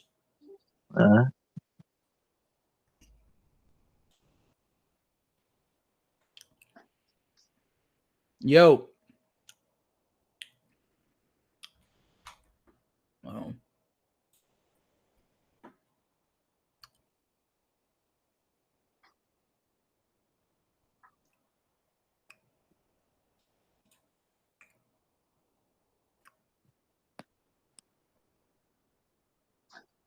I'm having to work super hard to get this content off. I want y'all to know. Yeah, I can tell. You streaming on YouTube and playback now. And playback. Yeah. This season, I plan on doing a lot more. We got the new camera. We got all of that shit. Hey, Chris. Oh, he said it's trash. Something's trash. I don't know what it is. Yeah, I don't know what's going on. I think playback isn't working. Playback has been tripping lately, though. It has. Maybe Chris, try turning on your mic when you get in. When you get in the. Hey, Sturdy, pull up on the stage. Pull up on the stage. All right, Sturdy, pulling up. Oh, thanks for the sub, by the way, on YouTube. Oh, for sure, bro. As soon as I saw that, I was like, bro, how the fuck have you had a YouTube this entire time and didn't ask me to sub? I'm about to say, hey, damn, I did not know you gonna sub like that, bro. What? Bro, why wouldn't I? That appreciate it, man. Hey, did you watch my video with where I was you know what I'm saying? Like that video, that 1 minute short, it was really funny. It was really fun for me. Wait, yeah, man. Is he here? I think I got it. Nah, I ain't gonna lie to you. I saw it was a few things. I didn't know that you were covering the playoffs too. I saw that. This nigga showed a highlight of Jerry West too during that time period. I was like, bro, what the fuck does this nigga be thinking about? Yo, wait, I yeah. was like, what the hell? Hey, Wait, hold Chris. on. Wait. Was it my what video was it? Jerry West. It just said Jerry West highlights. Oh, really? Oh Yeah. yeah, I just wanted to. Oh yeah, I think that's one of my playlists. I think that was on my playlist. Oh, okay. Yeah. Because I was like, what the fuck? I actually made a greatest players ever video, and I had Jerry West in it. I actually showed his highlights too. Yeah. I'm pretty sure that shit. I don't know. Yeah. I for the life of me, I can't find a full length game of like 62, 63 West. Yeah, you should try going looking for the finals games. They got a lot of finals games. But Online. I don't know. For me, I want to know what y'all think about this. When when I'm looking at like old games, Yeah. I'm trying not to look at the playoffs. Like not the playoffs. I'm trying not to look at the finals purely. Yeah. Purely I just agree. because I feel like when it comes to the finals, that's such a abnormal setting compared Yeah. to what you're doing to see. Like obviously, like I'll look at the finals to see how you fared against like high competition, but like when it comes to like how you fared against just competition period for that era, I feel like a Yeah. better accurate depiction is like how you do in the postseason, like Yeah, I that agree. semifinals to conference finals, and then how did you fare like in like a regular season game? And so with like Jerry, Elgin, Wilt, Oscar Robinson to a certain degree, it's hard for me to Elgin, be Bill Russell. yeah. Yo, Chris. Oh, hold on. Yo, I will say this though, casual, that the '80s on the playoff games are like a lot easier to find. I will say that. what's that again? '80s on the playoff games are like a lot easier to find. Yeah, it Like probably is. Like I 70s? think, Not I ain't gonna hold you. The 70s is yeah, easy. yeah, it is. It is definitely more. It is definitely closer to the '80s in terms of like ability to find games from that era as opposed to the '60s. Oh You know. shit. Yo, you get me? Yeah, I can hear you. I can hear you. Why the fuck is it showing my camera? What the actual hell? Okay.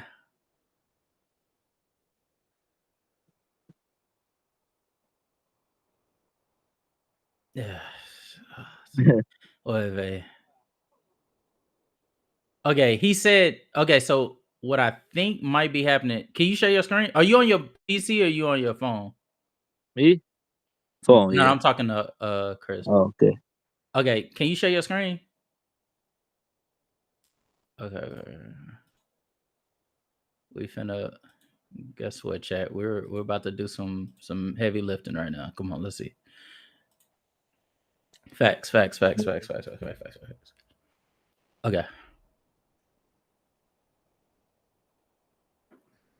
Hey.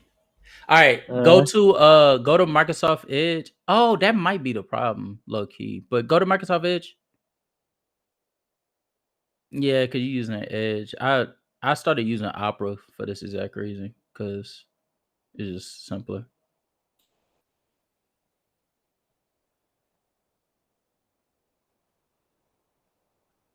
Oh, that's you also got a double screen, so that might be the issue too. All right, so go to playback. Oh, really?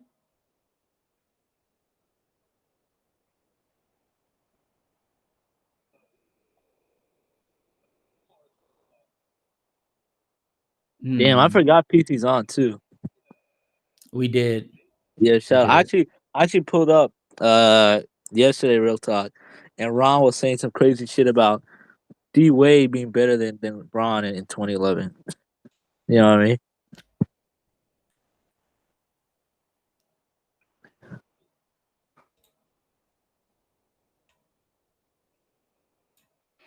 Okay. Yeah. No, fingers crossed. Um.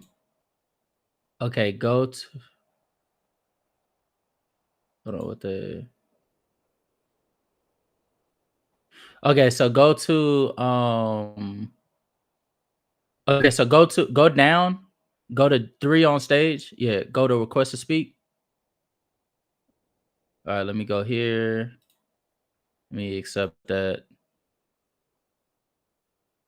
All right. Now, let's see where we at now. Okay, so go to join stage. Okay, go to speaker. Click on the right. On the right real quick to make sure your mic is good. Okay, so it says awaiting permission. So press get started. Press get started. All right. Click on that again.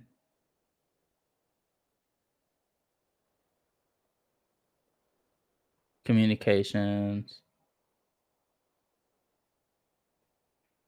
All right, press that again. Yeah, press that again. Okay, now go to the left. Oh, well, you're not doing the camera, so that's fine. Okay, and join stage.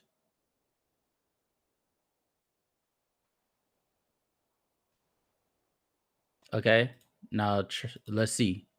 Can you join? Okay.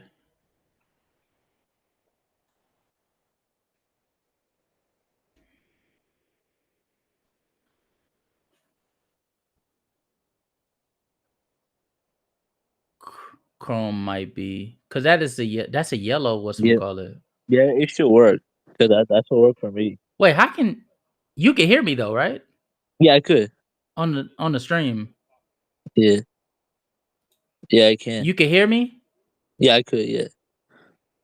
No, I just muted myself on Discord. Oh, really? Okay, let me see if I can hear you. Here, join the stage.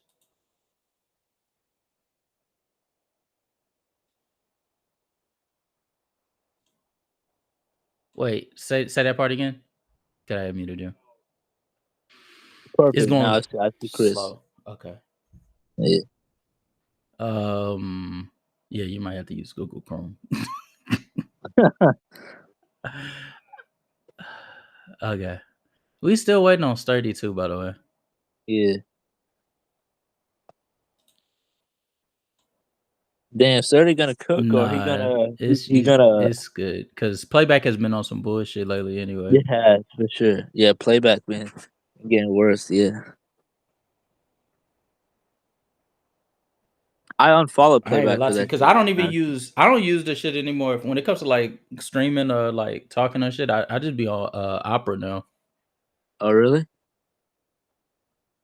Oh Oh damn. shit, this nigga couldn't hear me. I be on Opera now because Opera is like it'll allow you to like share your screen and it doesn't like just stay fully on just like whatever you streaming. Yeah, I Yeah, should try yeah. that shit. I'm Yeah. telling you.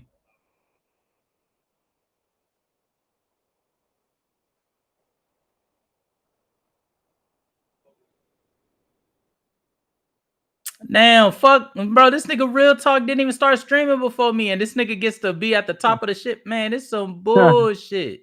But I'm telling you, cats, that's what I'm saying. They go by like viewers. That's what they be doing. You know what I mean? Yeah, They this go, nigga at the top. That's some yeah, bullshit, Chad. yeah, it'd be unfair, yeah. Maybe Hey, he but better guess than me, what, Casual? man. W real That's talk. how Real Talk feels when Low starts streaming after him. You know what I mean? Okay, so type in. Oh well, I think you gotta sign in, huh? Yeah. Oh shit! Hold up. Let me stop the stream. So niggas trying to get your login. Can't do that. Can't do that to you. Huh. Yeah, for sure. Good man. Yeah, I was about to say, man. That is crazy. That is legit nuts.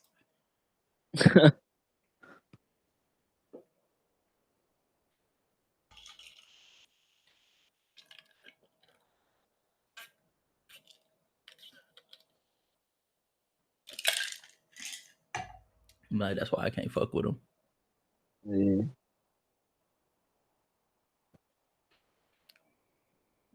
Mm-hmm. PC didn't even start streaming. They're already at number 2. They're already like next to. They're already like second. You know what I mean? Like Real Talk at the top, and they're already second. Like that's crazy, bro. Somebody, I'm finna curse this nigga Sturdy out. Sturdy is still in the chat and he has not joined yet. Nigga, pull up for True pulls up on you in New York and shoots the club up, nigga. Oh, he clubbing right now or what?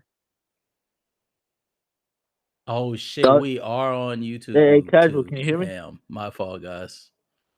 My apologies. Yeah, can you hear me? My apologies. My apologies. Yo, can you hear me right now? I will not be doing it. That is nasty.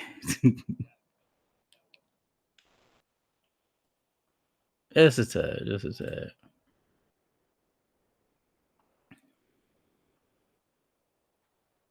All right. Let's see.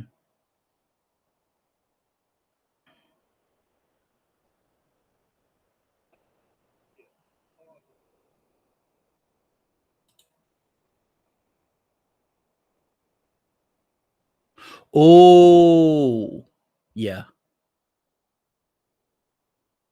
See, this nigga's too advanced, chat. This nigga's too advanced.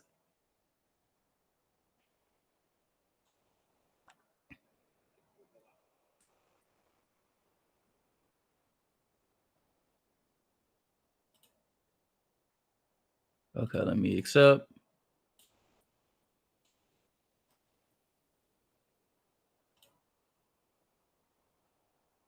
All right. Let's see. All right. Press on the right side. Perfect. Oh, wait. There we go.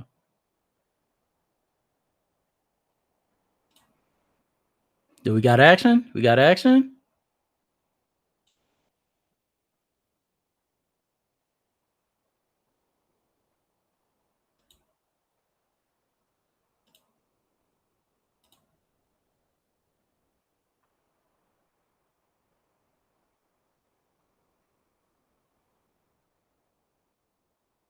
Okay. Everybody is muted. Why is everybody muted? Oh, Sean muted. Okay. All right. Hey, Casual. Hey, can you hear me? Yeah, I can hear you. Okay. Well, one thing I really respect about you though is you put work in your content. You know what I mean? Like, there's some people that have like they be screaming in their car about like. Nah, okay. I see, as soon as he said niggas be streaming in their car, I'm like, who the fuck is streaming in their car? This is nasty. That could apply to a lot of people. Nigga, that's a lot of niggas dead ass though. There's a lot of niggas that be yelling. You know what I'm talking about? That dude. I don't even want to say his name. I don't even want to say his name. This dude is like, bro. He ain't look like he shouted months. First of all, but he be screaming in his car. To me, he be screaming in his car, and he got 15,000 subs.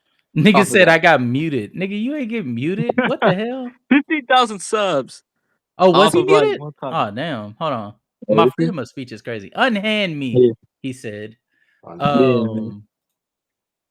Bro, where is Sturdy at? Hold on.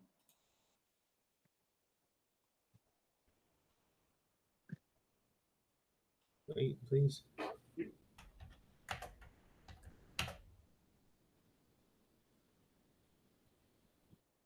What? Give me an insult. Give me to be here like 10 minutes ago. Facts. Give me an insult to send to this nigga. I'm going to say rock bottom. No audio detected. This thing is don't. Oh, we can hear you. We can hear you. Oh, hey. You can actually. Yeah. He talking. Yeah. He talking right. It's like nah. He can hear you. Man, don't show me like that. True. Nah. Oh, Sturdy here now. Oh, he's here. Okay, because I was about to send. Yeah, I was about to send a very. Yeah, you about to send that nasty ass. Yeah, bro. I'm going rock bottom the shit. No. Listen. And 5-star frog. Y'all know playback casual. Okay, this casual is a lot more politically correct. Yes. Yeah. Yes. Well, no. Actually, playback is a little bit more raunchy than you think, nigga. I ain't gonna hold you. It's a good thing though. It's like it's fun. It's fun. Bro, I don't think I told y'all this, but like I'm such in a good mood right now because my pizza about to is on the way, bro. I just DoorDash my pizza. It's on the way, bro. Hey, Like I'm in such a good mood, man. And we finna go and try out Yeah. this chicken spot after this. So Yeah. I'm excited, nigga. Yeah, You shout out already to know y'all. what it is, man. You already know what it is. Salute to the waiter. Yeah. Yeah. Hey, real quick, I wanted to ask y'all a few questions before we start the stream. Hey, Sturdy, you there? This nigga Chris, bro. Yeah. This nigga Chris. Yeah, I can, but why I'm does about it to say say your mic I is heard muted? 30. I heard 30 for like 1 second. Yeah, what the fuck? Yo. Yeah, we hear you. Nigga, Yo. why? How are you doing that? Yeah. I'm muting my mic. It says your mic is muted. Am I the only one that sees that? Yeah, I see the muted. Yeah. This mute sign Yeah. next to Sturdy's thing, Sturdy's camera. What the hell? Yeah. We can hear you though. Gang. Now I wanted to ask y'all real quick. What's the possibility of this replicating? Oh shit. What's the possibility of Giannis not leading the league in transition points again? That's crazy though. LeBron probably led the league in transition before casual. No, Russ did it. No, I'm saying before the mid 2010s, like in the early. Yeah, so like maybe because it said for Russ it's 2016 to 2018. So I'm thinking maybe for LeBron like 2011 to like 2015. Okay. Yeah, I fucks with that. Nah, because I was when I saw this shit, I was like, wait. And Kobe didn't play as many games as Giannis. They all going for points for okay, that's why. No, they not the points themselves, the ranking of the points. Oh, okay, I see what you're saying. Yeah, I think Giannis is the best transition scorer in NBA history. I don't know if that's odd. I mean, I know they. I mean, are they going off? It's either him or Bron. Yeah, I agree. I'd say Bron's a better transition player in general because of the playmaking, the decision making, the overall threat in general. But I think Giannis is just a better scorer. I think Giannis having Giannis scored more points in transition in the season than LeBron ever had. Yeah. But we talking about like relative. We talking about relative to their era though. I think it's Bron. Believe it or not, like I think it was since 2012. I think. Mm-hmm. Yeah. I think in 2008.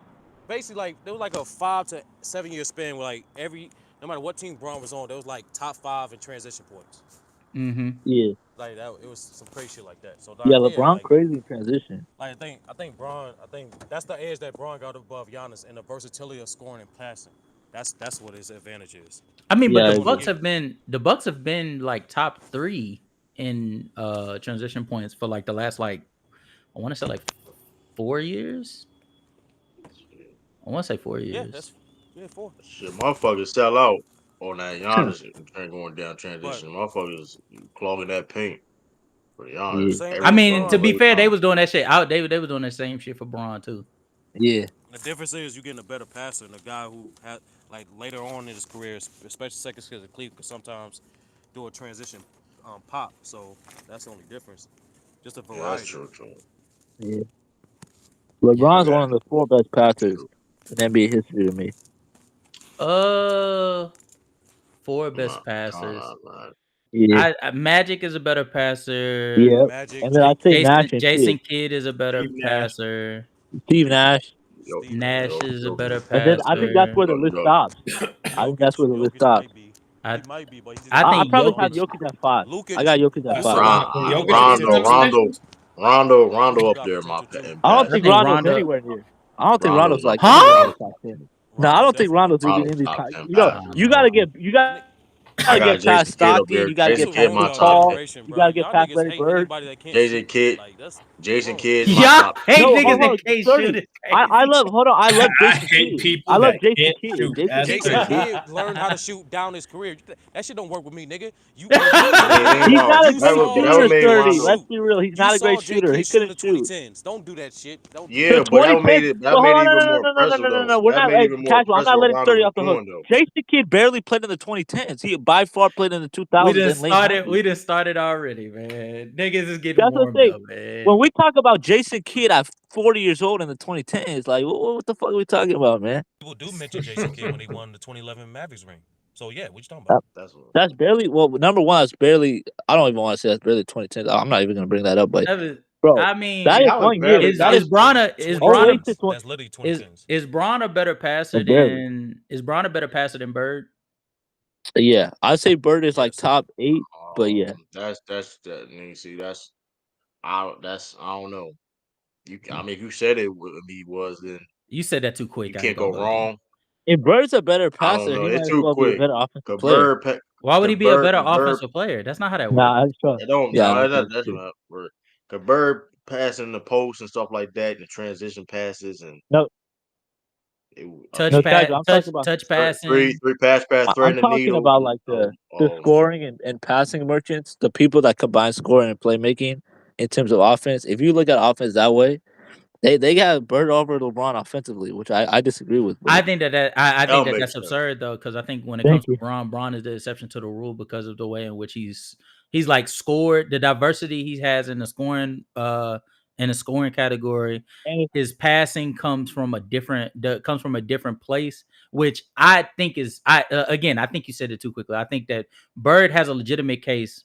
The same way that we credit Jokic for how he makes passes without having the ball in his hands, I think is the same credit that we should give to Bird, because Bird, I'm pretty sure if they was tracking it during that time period, Bird would probably be at the bottom of the league in terms of how much time he has the ball in his hands. Magic would probably From a be at the usage top. perspective. Magic No, would for sure be at the top. He would be number one actually. yeah, Yeah, look. yeah.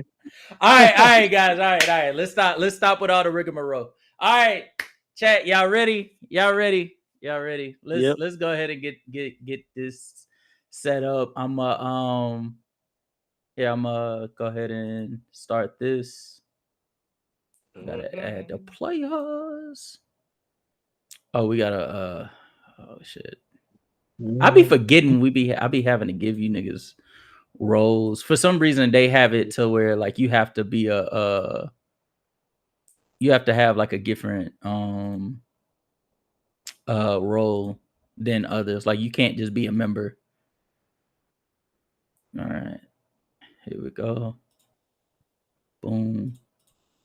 But to the Braun thing real quick, it just will give him the edge above Bird. It just because he's have better handles than Bird, he's able to deliver passes from different areas of on the court and different types of passes. Like, and it's probably an era thing more so, but because of the era that Braun played in, he's able to give us a little bit more variety of passes than contrast to Bird, from the lob passes and the pick and roll situations to abundance of different passes that just simply, from a stylistic standpoint, they didn't just do in the 80s like that.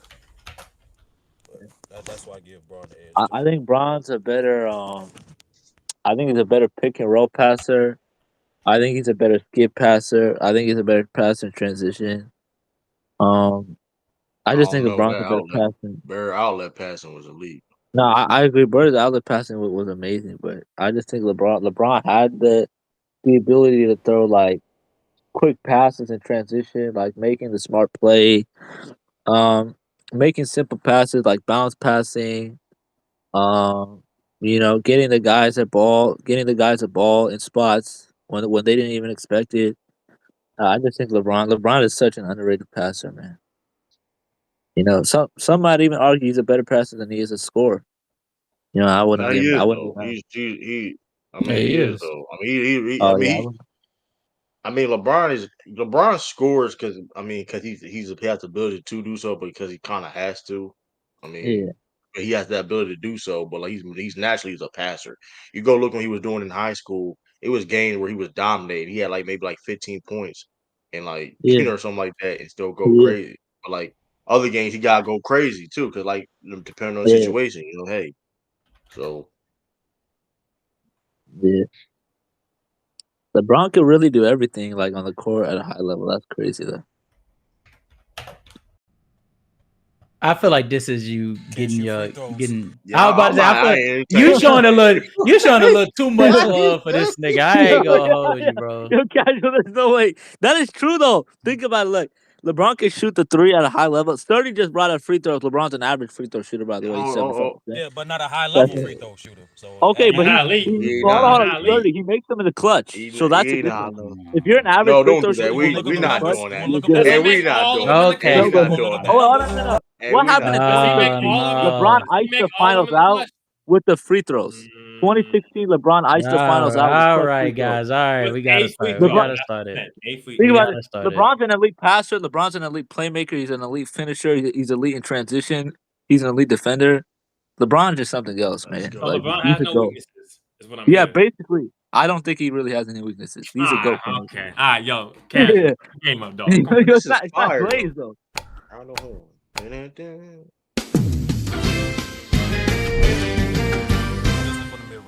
All right. So we just start with that bullshit. Okay. All right. I'm about to say LeBron can shoot mid range. Oh, and you responded to this shit. What is going on? All right, guys. All right, because I'm about to start muting niggas. Welcome to Around the Horn. You know what I'm saying? We're on the Red app. We're on Playback, and we are honored to be able to present this to you guys. As I got some of my day ones with me. I got True the King in the building. I got Sturdy. Hey, Sturdy. You know what I'm saying? If you know, you know. And we got Chris D, who, if you guys do not know his original name when he used to be on streaming platforms, man, I won't snitch on him. However, we got a new competitor. All right. Now, you guys might have seen him when we were doing the beginning practice runs of the Around the Horn, but we got King Shy. Yeah. What's going on? Yeah. How you guys feeling? You guys ready? Yeah. Absolutely, man. I'm excited. Right. Absolutely. I'm excited, man. All right. I'm waiting for this nigga Chris to get his ass back up on the stage, because this is crazy. How the fuck he gets on? I remember Tony back in the day. He say nigga on Around the Horn. Oh, it's like, well, that's why we better than ESPN, because we're unfiltered entertainment. Hey, come on now. Comparing yourself to ESPN is crazy, though. Yeah, comparing yourself to ESPN is crazy.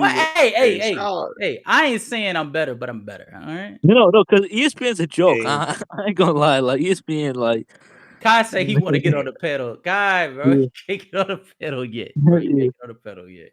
By the way, shout out to Joel Embiid. Joel Embiid made his return against the Minnesota Timberwolves, and he looked fire. I think he had 6 assists off rip.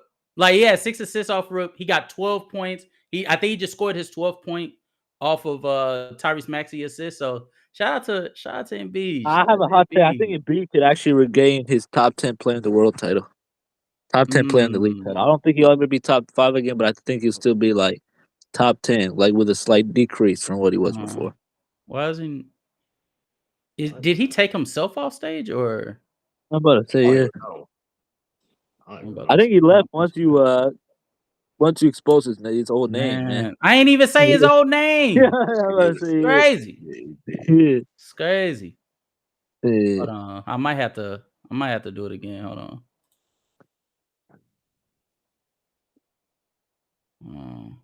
Where is he?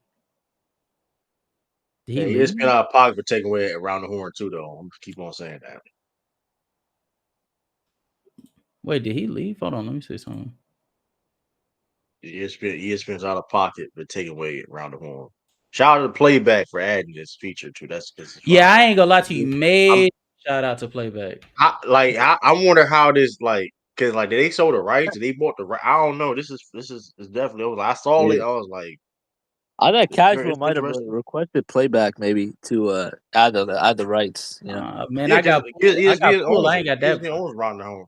Yeah, I'm about Yeah, to ESPN say. owns it. I don't know. I mean, it's fire yeah, though. I definitely want Yeah, to that's true. I'm shout about out to say. playback. I ain't I gonna. got pool. I ain't got that much pool. Goddamn it. Yeah, Hold on, we. I always want to be on Round the Horn. You know what I mean? yeah.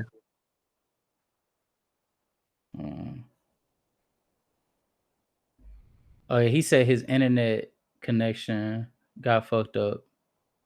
I'm spoiled, man. Like it's 5:53 here, and it's still sunny outside. Like This nigga said I got an Ethernet cord cable.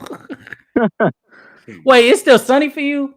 yeah, This nigga, it's 7:53. It's about to be 8:00 for me, nigga. yeah, bro. I'm 8:53. telling you, It's about man. to be Like 9:09, that's the benefit of living in California. Man, earthquakes, man. Yeah, Nah, that he is ain't true. lying about that. Yeah, Get set tripped on. Whoa. yeah, that is true. But at least we don't have the hurricanes like Miami and New Orleans do. I got You know what I fires. mean? Y'all got fires. Oh yeah, we do. But that was like 2018 though. Like we don't really be, you know what I mean? It was a fire this year. No, wait, this year, but that was an alarm. We didn't have like a real fire. 2018, that was a wildfire. Like that was like legit. Y'all Like, had some crazy fires out there. oh yeah, we do for I sure. don't know. I But mean, we ain't got one. where I'm We at ain't too. got It ain't Hurricane that Katrina crazy. though. We ain't got Hurricane Katrina. That was a big thing when I I was mean, a kid. hurricanes. Period. Yeah, hurricane. I mean, but you right about that. Hurricanes. I mean, I don't know how they can do it. I mean, cause Houston be having floods. They be having floods. Don't they be having floods out there? Like Bro, we be having floods like a motherfucker, boy. this shit is stupid though. Like how you know you gonna have floods and you ain't gonna fix it is crazy. But like, not like it. I don't know, man. The tax money. I tell you, man. I feel, to be honest with you, the more and more I think about it, the more I feel like Texas is just trying to like. I think they plan these things because like, there's no way that like you be seeing. Okay. There's no way you be seeing how frequent we be dealing with like floods when there's raining heavy and you don't come up with no solution. Same thing with like the blackouts and shit when it get cold. Like there's no way that you don't like think of a solution to that. Like you don't see that happen and be like, damn, we should probably do something to like make sure that the next time that happens, it doesn't go that way. That like I feel like they premeditate that type of shit. And be like, all right, we gon' look crazy. And when we look crazy, guess what we're gonna do? We're gonna spike the prices up on shit. We're gonna tax them niggas harder on electrical bills. The water supply gonna be even more expensive. Like, how is y'all electric bill over there? shit. I know for us it'd be like close to like 200. But it really just depends. It depends on who you do the company through. We stay in an area where it's like it's an abundance of options, but for some people, they be spending most of their money like bills wise on the electricity side. Yeah, that'd be crazy though.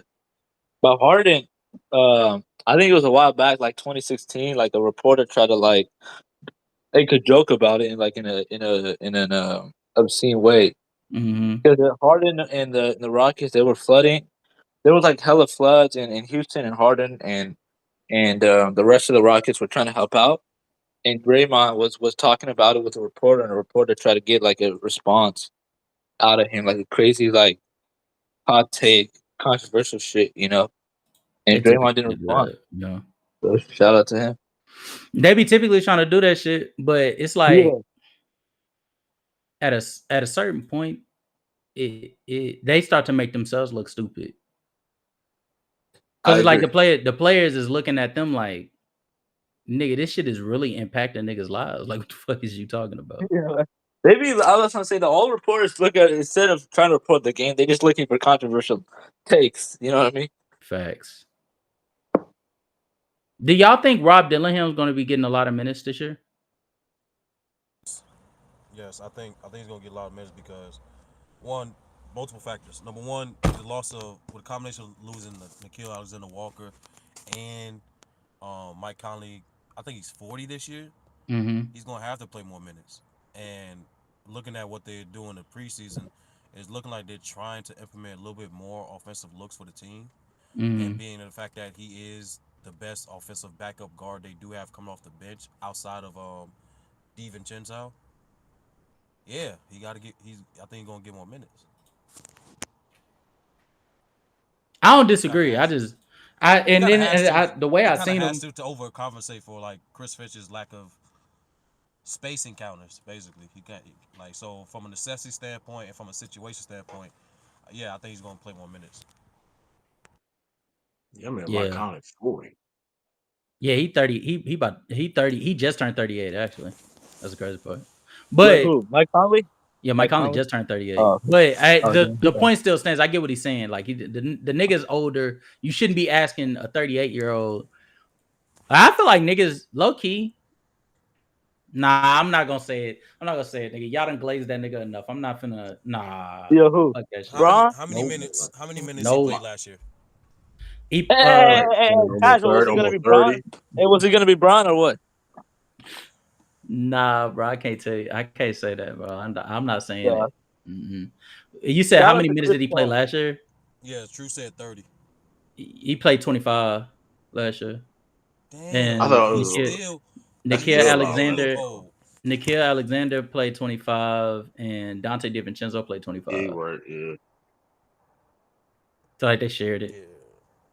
I don't know, but nah, I get what you're saying. I could was... see him doing it, but I don't think he's going to be starting.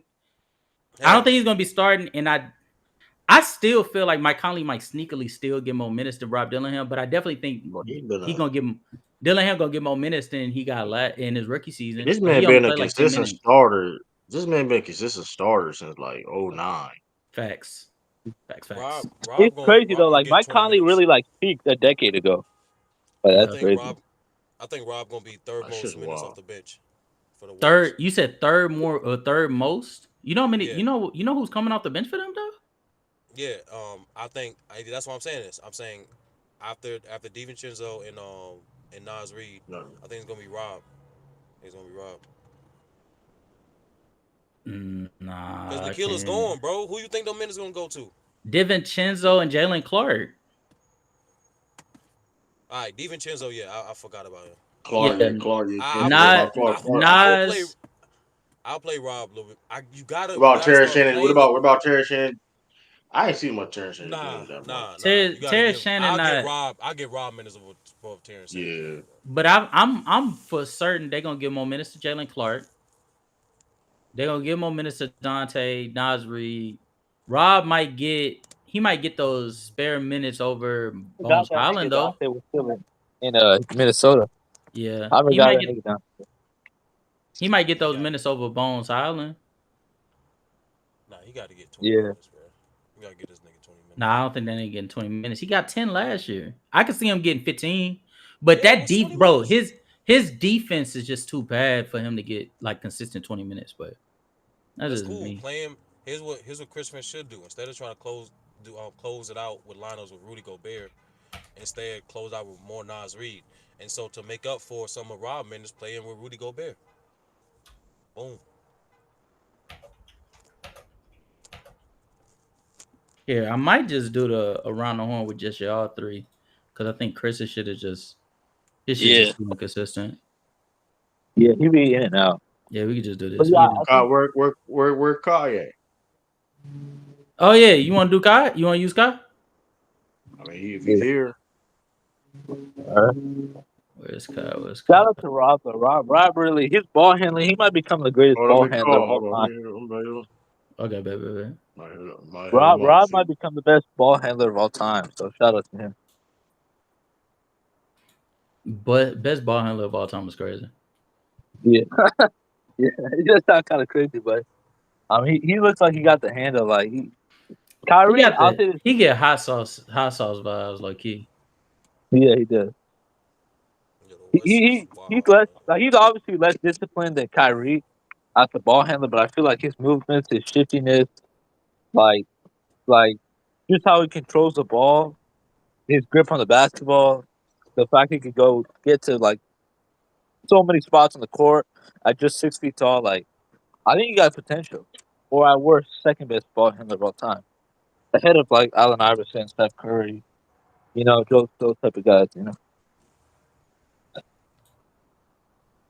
You gotta slow down, dog. Yeah, I'm about to say we're doing too much. All right, let's go ahead. Let's do. Like, yeah, we getting too wild with the takes. We done You know lost our how I am, damn Casual. mind. I like to uplift the players in today's game. You know what I mean? Nah, I'm down with uplifting, but there's certain shit I just can't. Nah, I can't do that. All right, come on, let's do this real quick. Fuck. All right. Yeah.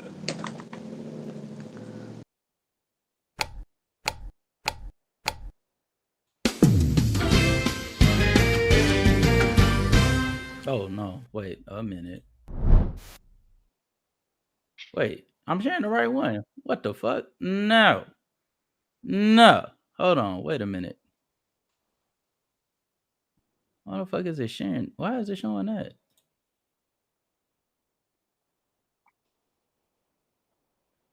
What the fuck?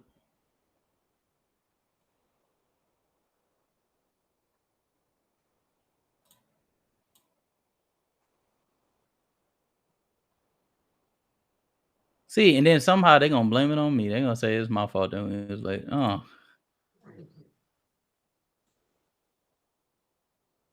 Yeah, damn, man. Yeah, I just got disconnected real quick. It disconnected you? Yeah, I got disconnected. You know how playback be sometimes, you know? Yeah.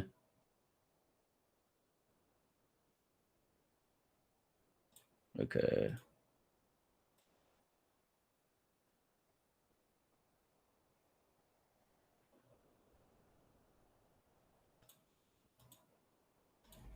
All right, we gotta re-put the shit in now. Okay. Okay.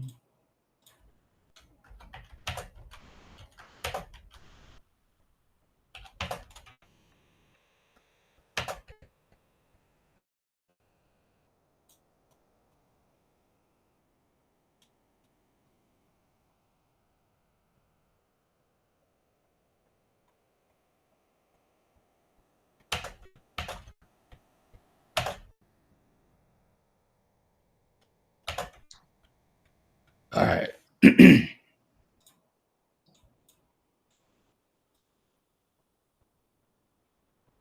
Yo, that's foul. All right.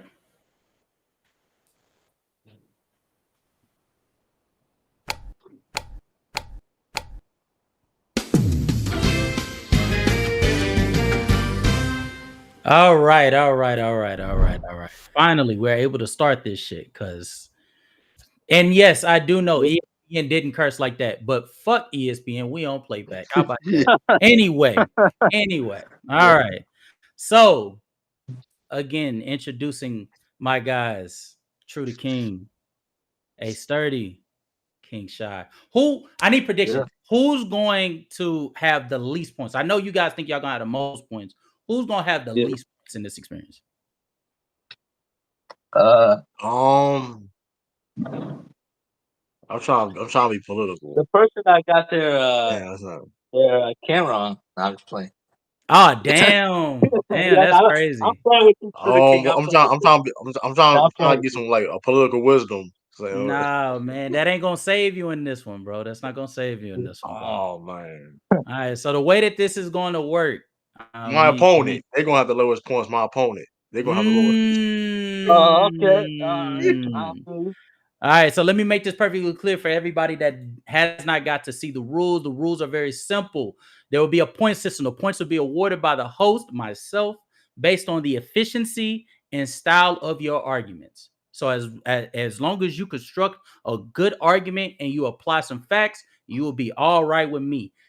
Good initial answers. Your first statement, answering the question, that will receive 2 points off rip. Any other points you get added is based off of facts that follow the initial answer, and they vary from 1 to 3 points.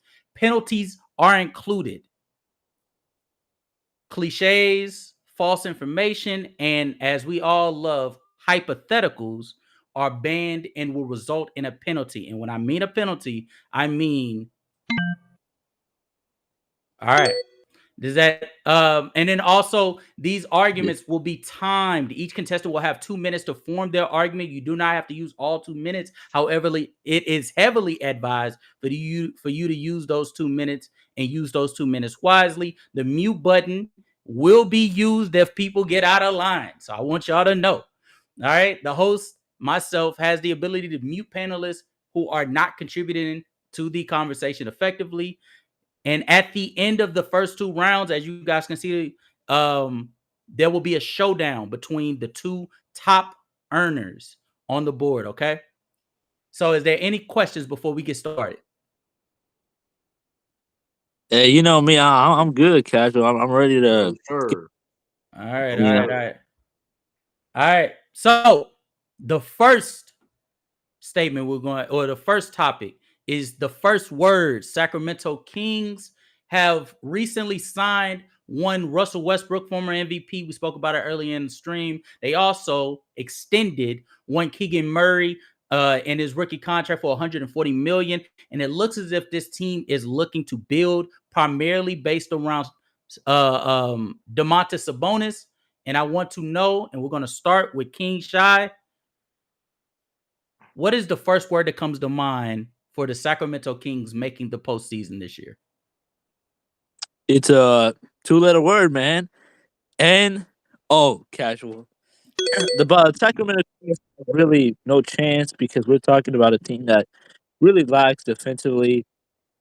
A lot of their personnel is older. DeMar, Russell Westbrook. We all know that DeMontis is an elite offensive hub. I mean, we all know that. But in terms of the guys playing around him, like Zach LaVine, I mean, Zach LaVine's been a 20-point per game scorer, but he's also been in and out the lineup. Russ has clearly regressed. He's not a great decision maker. He's very turnover prone. He's lost a lot of his athleticism, and I just don't think he's the same player. I think Malik Monk will have to step up, but I also think the Kings' young players are not as good as the older players are, and I think that's a big problem because when you have someone like DeMar being an ISO ball dominant player that he is, but he's not an elite defender. Zach LaVine, not a great defender. Domantas Sabonis is not a great defender. I just don't see them going really far. I do think they have a chance to make the play-in simply because we're talking about a Sabonis that's 20-13-7. One argue a top 3 rebounder in the entire league, and that's just my entire take on the Kings. Man. All right. Going to True to King. What is the first word that comes to mind when you think of the Sacramento Kings making the postseason this year? Confusion.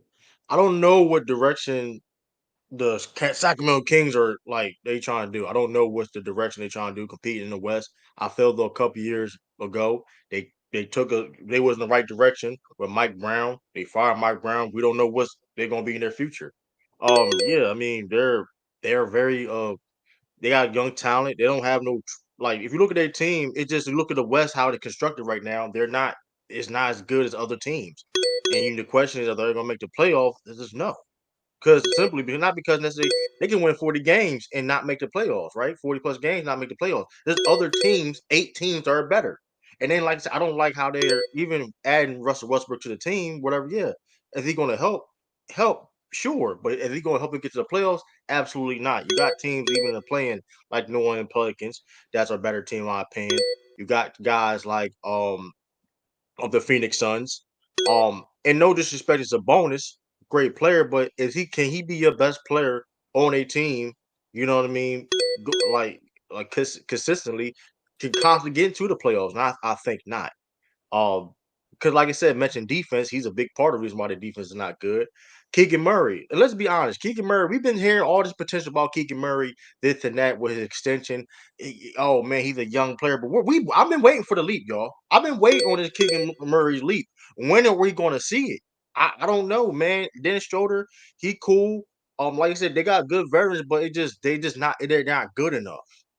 They're just not good enough, and I don't know if they like. I don't know. I have to see something. Shout out to Russell Westbrook for getting on a team, being close to home. I respect that. But when it comes to Them making the playoffs, no chance at all. All right, all right, all right, all right. And finally, Sturdy, what is the first word that comes to mind when you think of the Sacramento Kings making the postseason?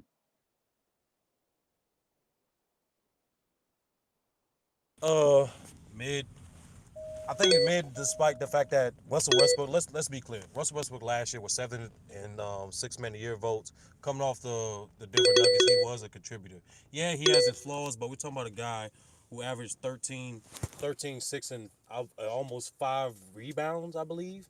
And we're talking about a guy like that Westbrook don't get enough credit for, especially at his older age, is contributing on the defensive end. We've seen it especially in the playoffs last year with Denver. Since we're talking about the playoff situation, they were a plus. There was a +8. Their defense was +8 better and 100 possessions when he was on the court than off the court. And that's because, despite his despite his athleticism decreasing, he still was able to switch over guard one through three positions at times. Still be a strong defender when getting switched on the post. And I think specifically on this Kings team, he's going to add one more offense, like I mentioned in production he did on Denver, and number two, he's also going to most probably help out their depth. I think they're going to start Dennis Schroeder. I think with Russell coming off the bench, he's going to obviously find the shooters open and contribute to their already high octane offense. We forget last year, despite the Kings being missing the playoffs, they were top 7 in offense last year in offensive rating. So I don't believe why wouldn't Westbrook contribute to making that offense even better. And despite them being 23rd in defense last year, I think Westbrook was going to make that team a slightly better defensive team. Now, and going for making the playoffs, that's why I said mid. So even though Westbrook slightly improves that team, they still the West is just tough. Like they're not a top 8 team in the West because of the defense and simply because the inconsistent depth at the center position. So Russ helps with their perimeter, he helps with their offense, but the Kings have too many flaws to overcome, and I don't think they'll make the playoffs. That's why I said mid. All right, all right, all right. At the end, Sturdy was able to trump true to a 4-point lead by the end of the first round. I'm interested to see how we able to move in this next segment. Hold on. Buy or sell. All right, so the MVP odds came out about maybe 2 months ago. Nikola Jokic ended up at the top with a +220 odds. Shai Gilgeous-Alexander following behind him with a +250. Luka Doncic shortly behind that with a third place of potentially being able to win. Giannis and Anthony Edwards followed up far behind with the 4th and 5th spot respectfully. Buy or sell, True to King. Do you buy or sell Nikola Jokic being expected to win his 4th MVP in 6 seasons?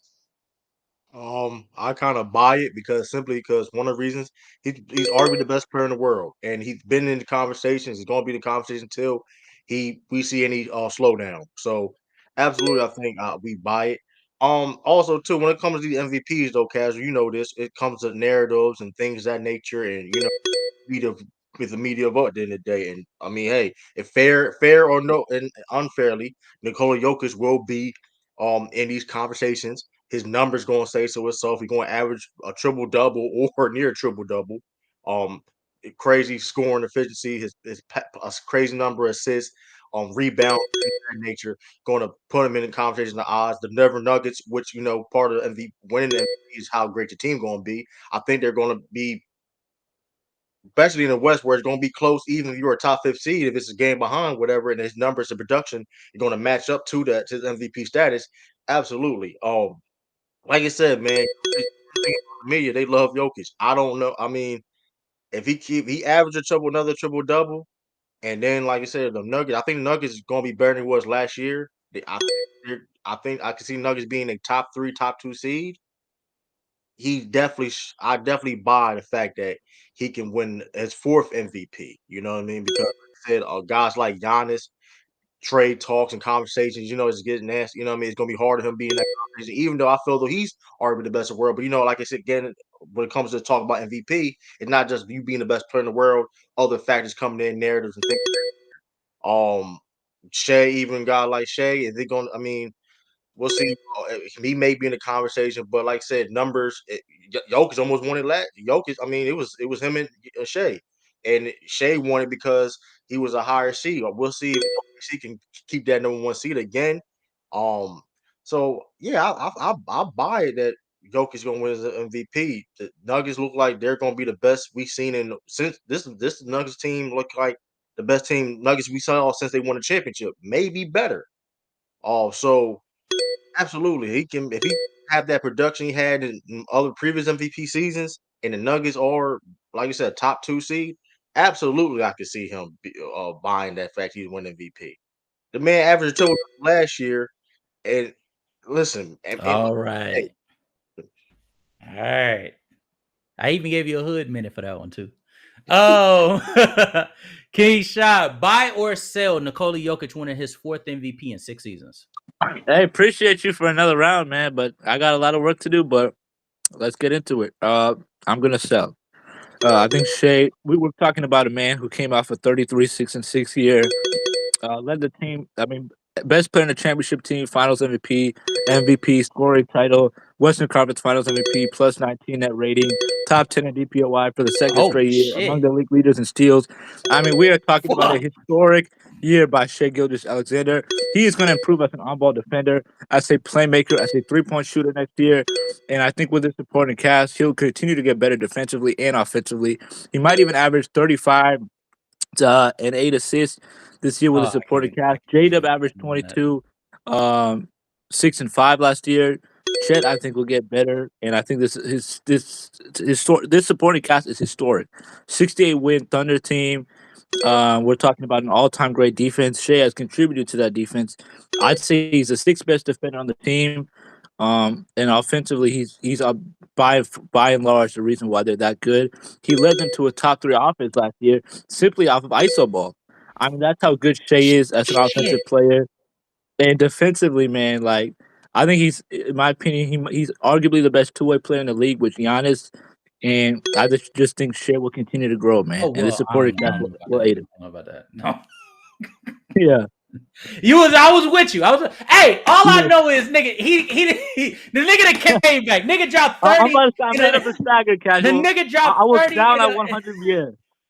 I can't. Hey, look, I'm pleased with it. That was one hell of a performance in the second quarter. I know. I had a lot of work to do, Casual. That nigga started busting out facts. I was like, oh shit. See, Casual. See, I knew this was where busting out facts was really easy for me. This was where I was like, I think I got a chance. Yeah. Okay. All right, Sturdy.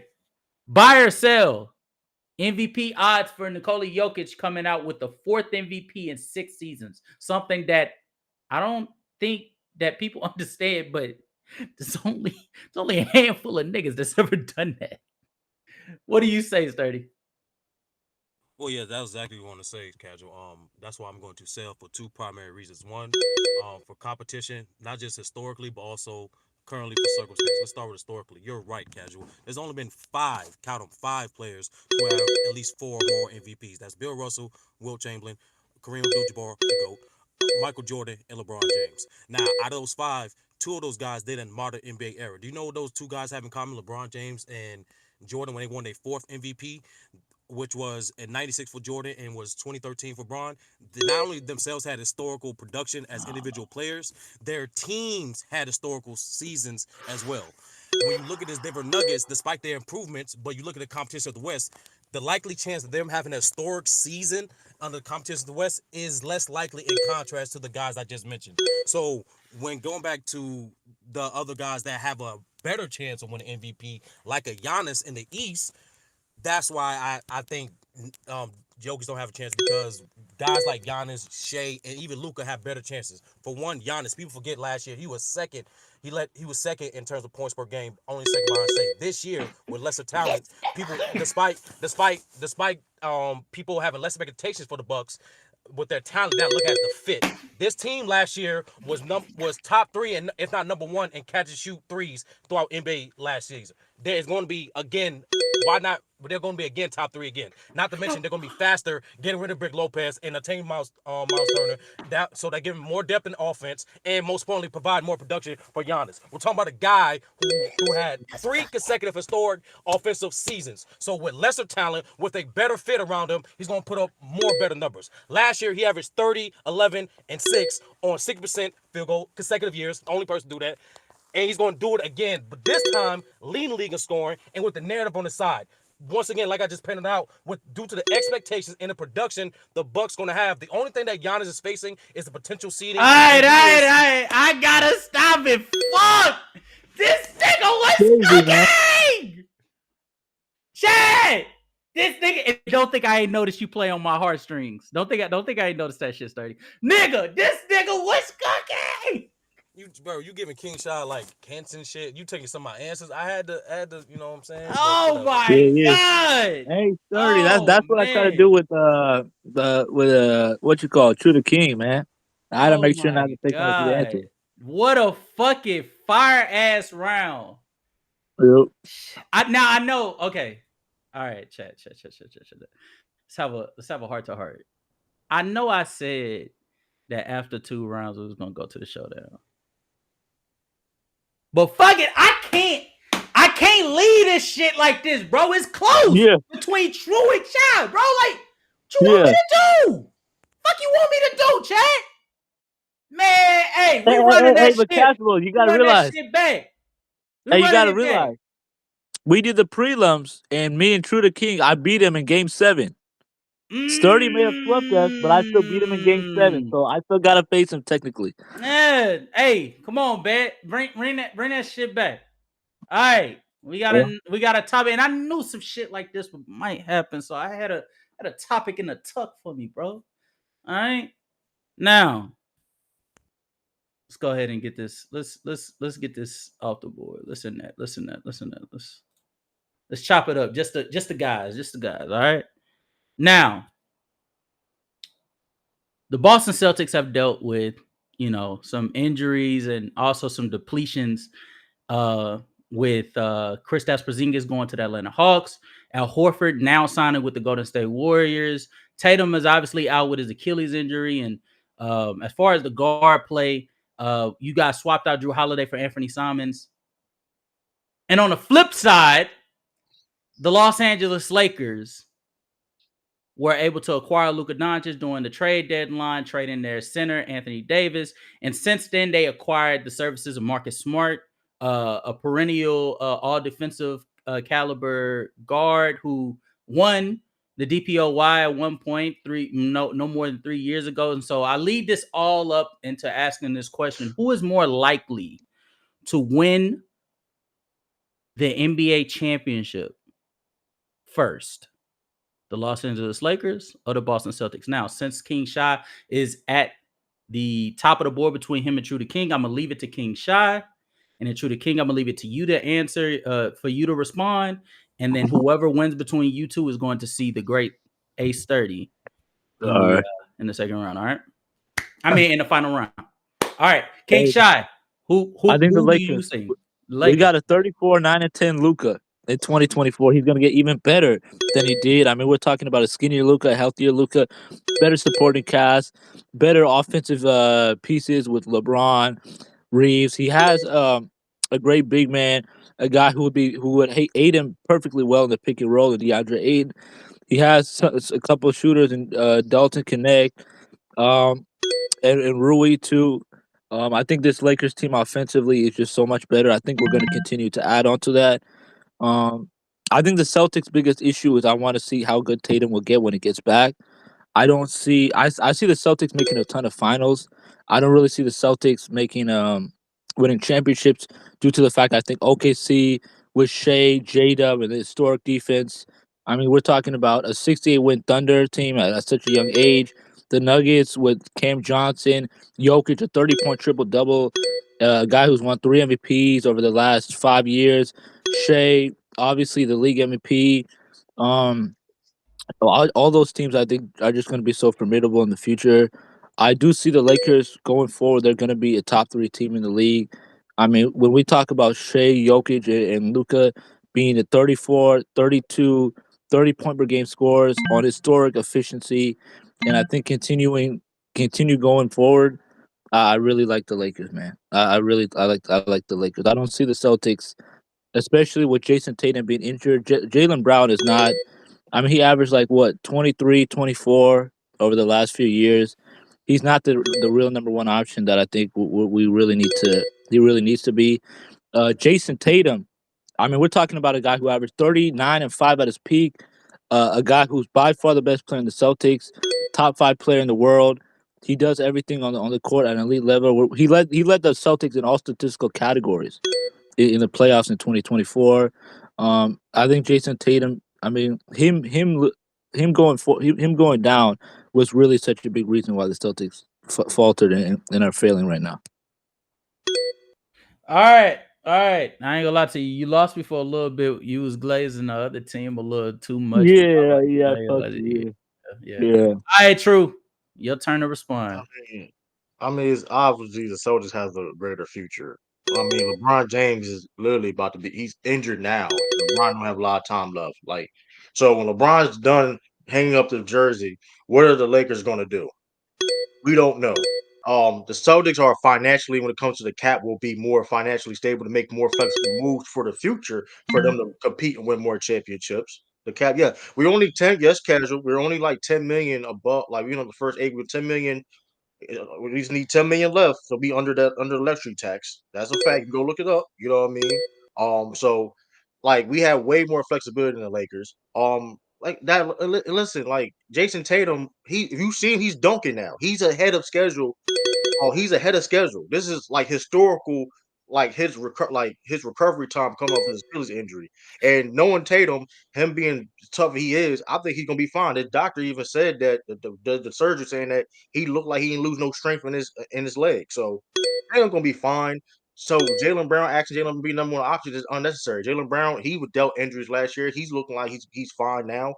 Anthony Simons, listen, let's not forget, Anthony Simons is a young player. We don't know what his future is going to be for the Celtics, but being in that system of the Celtics where they develop young players and they get better, Simons could be a great piece to put next to Jason Tatum, another scorer. Let's not forget the comparisons they were saying Simons in the Portland that he was a mixture of Damian Lillard and CJ McCollum. Now Joe Mazzulla in that system where that he can maximize Anthony Simons, which they talked about his defense and things of that nature, maximizing his potential. He can be great. Peyton Pritchard. Let's not forget who Peyton Pritchard is. He's on the rise, a young upcoming player, $6 million a year last year. Let's not forget that. We still got Derek White. Joe Mazzulla is a way better coach than JJ Redick. Let's not forget that JJ Redick still has some question marks if he can win a championship for the Lakers. Let's not do that. And let's just look at the roster, bro. The roster, let's like DeAndre Ayton. Like DeAndre Ayton? He hasn't been exciting since Phoenix Suns. We just got to be honest. Luka Doncic has gotten 34-10, whatever case may be. But it's funny enough, you mentioned all those other teams in the West. You have to go against them. The Celtics don't have to go against the teams in the West. Y'all have to go against them. Y'all got to go against OKC. Y'all got to go against the young Uncle Spurs team, Houston Rockets. Y'all even got to go against teams in California, the Warriors, per se. Oh, shit. Okay, we done. We done. Oh, shit. Oh, shit. Bro, like, I really wish I could rebuttal because I would say that the Celtics, it's not about making the finals. It's about winning the championship. That's what I would say. Oh, my God. Oh, my, bro. Oh, my God. Hey, True almost lost me, and then that nigga knocked your ass out. Yeah. Hey, bro. All right. We got a show to finish. We got a show to good finish. Game, man. Hey, shout out to everybody that just joined in the stream. Welcome to Around the Room, presented by Casual Reacts over on Playback. If you guys want to join, please make sure to join the room. Join as a member so that when we go live, you guys can join anytime you want and you can be able to participate in these fun games. Because, my God, these niggas putting up 60, nigga. They putting up 60. What are we talking about, bro? What are we talking about? Hey, shout out to King Shy. King Shy put up a valiant effort. This is a fantastic showdown. But we got the two heavy hitters, bro. We got the two heavy hitters in the final showdown. And is there any last words you got to say, King Shy, before we move on? Hey man, good game, man, and I'm rooting for Sturdy, man, because True the King was the one that took me down. So Hey, I I got to root for my Eastern Conference opponent rather than my Western Conference rival. You know what I mean? I ain't mad at it. All right, chat. Now introducing for the first time ever the showdown.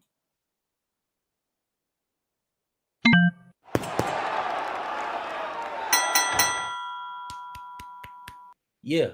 Here we go. All right. Now, as we introduce the showdown, I want to remind you guys to please go and subscribe to True the King. He has a TV show. Well, not a TV show. Fuck. Oh my God. He has a podcast. He has a podcast and a show where he talks wrestling called Rumble in the Ring, and he also has a football show where he's continuously talking about the New England Patriots and their journey throughout this entire season. You want to tell us a little bit about it, True?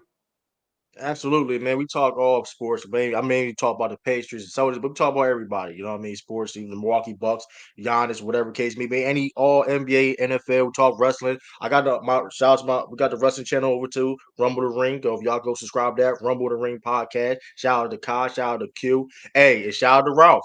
Hey, it's Shout out to exclusive. Ralph. You know what I mean? Shout out to Ralph. You know what I mean? So hey, We back. We back.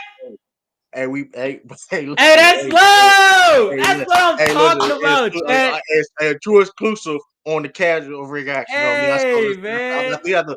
I think that's an exclusive right there. That's So an I mean, hey exclusive for man. sure. So hey man. So shout Damn, out to man, Rumble that's Ring. amazing. Shout out That to is my guys fucking over there. amazing. We, Oh man. And then on the other end, we have a Sturdy, who does not have a TV show yet. He is working on his channel, but I promise you he'll cook your ass in your own stream if you don't take him seriously. All right. Sturdy, anything you want to say before we get into this last round?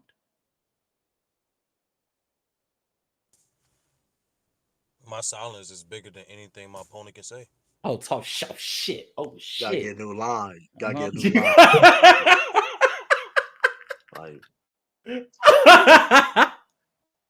hey, Andre. The reason why I'm so hyped is because this is what it's all about. We literally have been prepping this entire off season for this moment. Season about to start. We're gonna be doing far more around the horns and damn it, I got all the guys here. To be able to make content. This is what all this shit is about. And Andre, we definitely gonna need you to be pulling up on some of these streams during the season so you could participate in some of this shit. Because with the way Philly was hooping, I'm expecting to see you guys pop out. You, Zeno, Kai, y'all to pop out and talk y'all shit all season long if Embiid is healthy. But back to regular scheduled programming.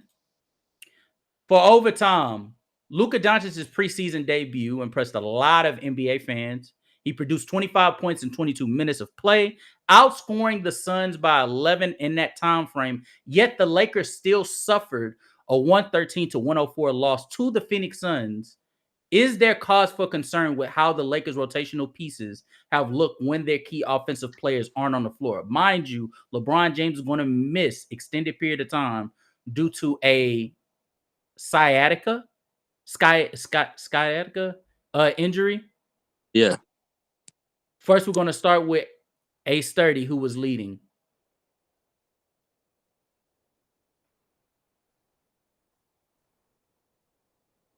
Sturdy. What was the question? Oh, I said I said what was it? I said, is there cause for concern with how the Lakers' rotational pieces have looked in the preseason going into the regular season that starts next week?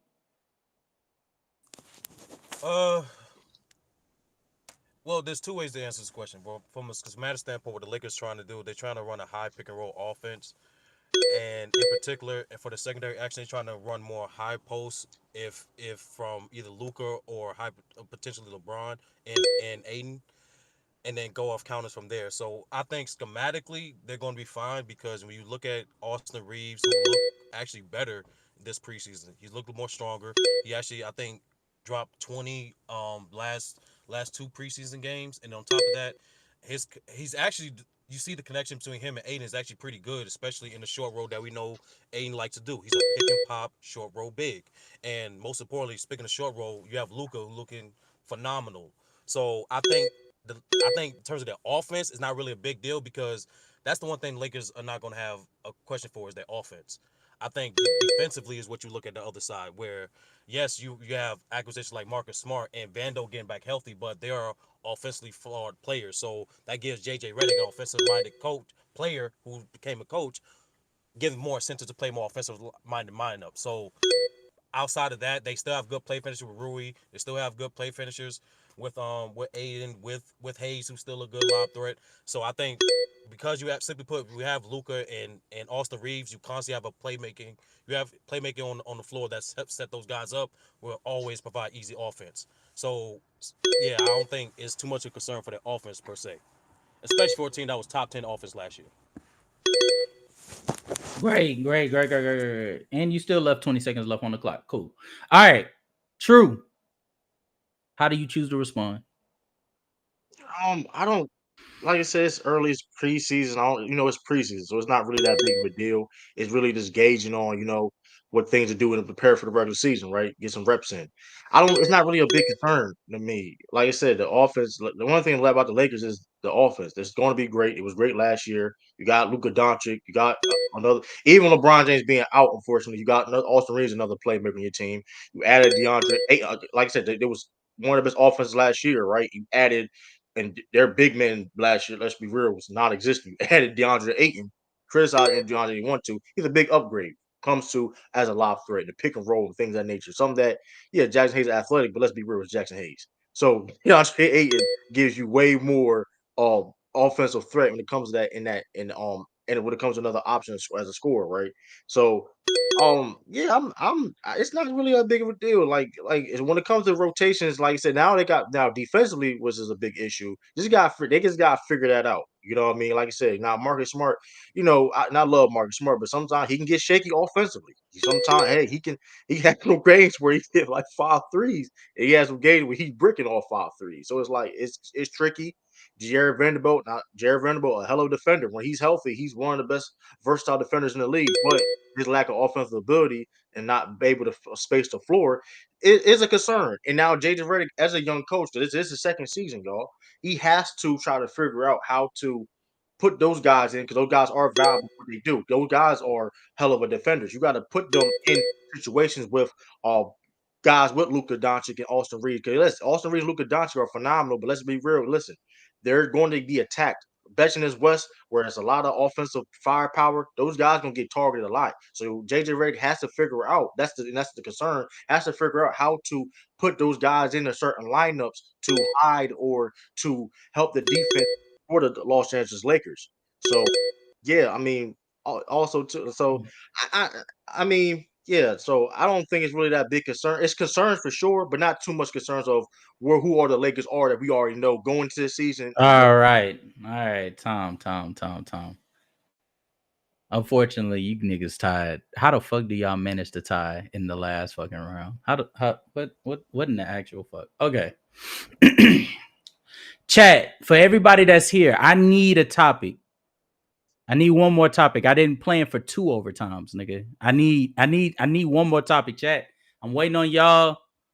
It don't matter what the fuck it is. It could be an all-time target. We got the heavy hitters. These niggas could answer it right now. I need to know, what are we talking about for this last round? Come on now.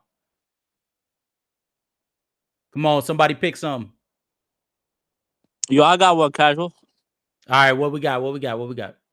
Is Donovan Mitchell a top 10 player in the NBA? Oh shit. Okay. Y'all want to do that one? I mean, it's up. I don't mind. All right. Yeah. All right. Hold on. Here, we'll do this one. Buy or sell. Donovan Mitchell is a top 10 player in the NBA. Starting with True the King. Hell no. Donovan Mitchell is a top 10 player in the NBA. Is he one of the best shooting guards in the NBA? Absolutely, but he's not top 10. He may not even be he's not even like he's fighting to be the best in his position. And I don't think going this season he's over Anthony Edwards. Devin Booker, it's going to be a conversation with him and Devin Booker. And some people don't even have Devin Booker top 10. And if he's not Edwards, that's top. Anthony Edwards, a lot of people think he's top 10, and Anthony Edwards is like 7 to 10 range. So if Donovan Mitchell not there, he's just not top 10. I mean, listen, like Donovan Mitchell's a hell of a player. There's no knock around him, but there's more. There's a lot of guys better than if Zion's healthy, is he better than Zion? I don't think so. I don't think so. Like he's not over Zion. He's not over, like I said, guys like Anthony Edwards. He's not guy like he's not over Wemby. He's not over Giannis. He's not over Jokic. He's not over guys like SJ. Donovan Mitchell has a hell of a score, but he doesn't bring enough to the table to be a top 10. He's not even he's not even LeBron over LeBron James. We talked about Luka earlier. Jalen. You got Jalen Brunson out there. In the East. Trae Young. I don't even know. Listen, I think Trae Young. Hey, I don't care. I'm standing on it. You know, Trae Young is going to be over Donovan Mitchell this upcoming season. Especially what he can do offensively as a passer and playmaker. Come on now. Okay. So I mean, you got like you said. I think Paolo's on the rise. I think Paolo's going to rise. He's getting improving every year. Donovan Mitchell, like I said, he's him being top 10. I don't know, man. All right. He'll be back in action. Tom. You're a nasty nigga. All right. I'll give you for the Embiid shout out. I'll give that to you. Shout out to Andre. You the only reason why I give him that point for Embiid. All right. 30. Well, the buzzer beater, man. Go ahead.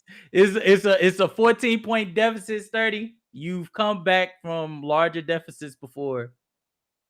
Buy or sell, Donovan Mitchell is a top 10 player in the NBA going into the 25-26 season. Absolutely not. He's not a top 10 player for this simple reason. One, he's not better than these 10 players. Shea, Giannis, Luka, Joker, AD, KD, LeBron, Brunson, Wemby, and of course Ant. He's not better than those 10 players flat out. And the reason why he's not better than those 10 players is because all those guys, either from an athletic standpoint or from a skill standpoint, have something superior than Donovan Mitchell. Yeah, Donovan Mitchell is a great player. He averaged 24, about 4.5 rebounds and 5 assists. And when you watched him play, he made major improvements in the pick and roll, and obviously shown great resilience in the playoffs, averaging damn near 30, 29.6 points per game. Breaking, a lot of people know he actually broke Jordan's record with most consecutive series starting, scoring 30 with 9. Shout out to Donovan Mitchell. But nevertheless, he's not top 10 because of those 10 guys I named. Another thing I mentioned too, those other 10 guys have something elite that they can say they stand on better than anyone else in the league, let alone against comparison to Donovan Mitchell, such as Wemby being the best defender in the league and taking another league with a more secure cast being better than Donovan Mitchell. How about as more established guys like the top 5 guys like Shea, Luka, Giannis, and Joker, which is already established, but even guys like AD who's have more of a incentive and more of a stable team in contrast to actually be more productive and better than Donovan Mitchell. Not to mention, let's be honest, there's even rumblings and assessments that Evan Mobley is going to be better than Donovan Mitchell. How can you be top 10? What's it possible you're not even going to be the best player in your team going to next year? And that's definitely a possibility because Evan Mobley being a versatile forward, he's going to taking another jump. Yeah, he averaged about 18, 9, and 6, but he's going to average. You can project that to be 20, 10, and about 3 assists, providing another level of elite defense, but most importantly, getting stronger, working with KG, and providing an extra offense to the team, which providing more value to Donovan Mitchell. Simply put, he can't be a top 10 player. All right. Get off. Don't pull out the 9, Sturdy. Okay, relax, sir. All right, you won. You won. You won by 11. Okay, it was convincing. This is crazy. You know what I'm starting to learn, Chet? I'm starting to learn 14-point deficit in this game is not that big of a lead. Bro, that I'm not gonna lie, that Lakers question, that was weird because like it was like yeah, did you think of the preseason as a cause concern? It was like my brain come like it's the preseason, my nigga. Like you can't really like. I mean, shit, it was a topic. All right, bro. Nah, Nigga could have. Like, there was so many. I was waiting for a nigga to mention, man, it's concerning because this is how they look against 7 stringers and Bron ain't gonna be there. So if they look like this now, how they gonna look when niggas actually trying? Like I was waiting for niggas to pull something out that. But nonetheless, we finally got a victor. It was the offense. And it was the offense. It was the. Put me off. Well, I said. Well, did I ask about the offense specifically? Yeah, you said was it a concern for their offense? That's what. Oh, their key offensive players aren't on the floor. That's what I said. Yeah. Yeah, right. I said. Was it the? But nonetheless, we got the victor, and the victor is sturdy, and he dropped 60. All right, he dropped. Actually, Did he just drop 60? No, he dropped 48. 48 plus. I don't know what the fuck he averaged in the. Well, no, he dropped like 60 something. 63. It's 63. Yeah, so he dropped 107 points, bro. That's crazy. Quick math. All right. Listen, man. The math test is getting me right, man. I had to do Wilt right, man. I'm going against the Celtic, man, and I gotta do Wilt right. Shout out to Wilt. Shout out to the Haitians out there. Shout out to the sports fans out there. Shout out to everybody out there, man. Surround the horn on casual playback. I will be here to defend my crown. Absolutely. There we go. Heavy is the head that wears the crown, but it's definitely light and is lovely to wear. True. This is nasty work. True. True. Do you want to say something? You want to say it was good. It was a good show, man. I appreciate you inviting me. Yeah, man. Like you said, I'm looking forward to next time. You know what I mean? Next time, I mean, you want to see me on here multiple times. Hey, man, I had fun. Shout out to Sturdy. You know what I mean? I'm gonna get my get back. Simple as that. Y'all, there we go. Time. There we go. Well, chat.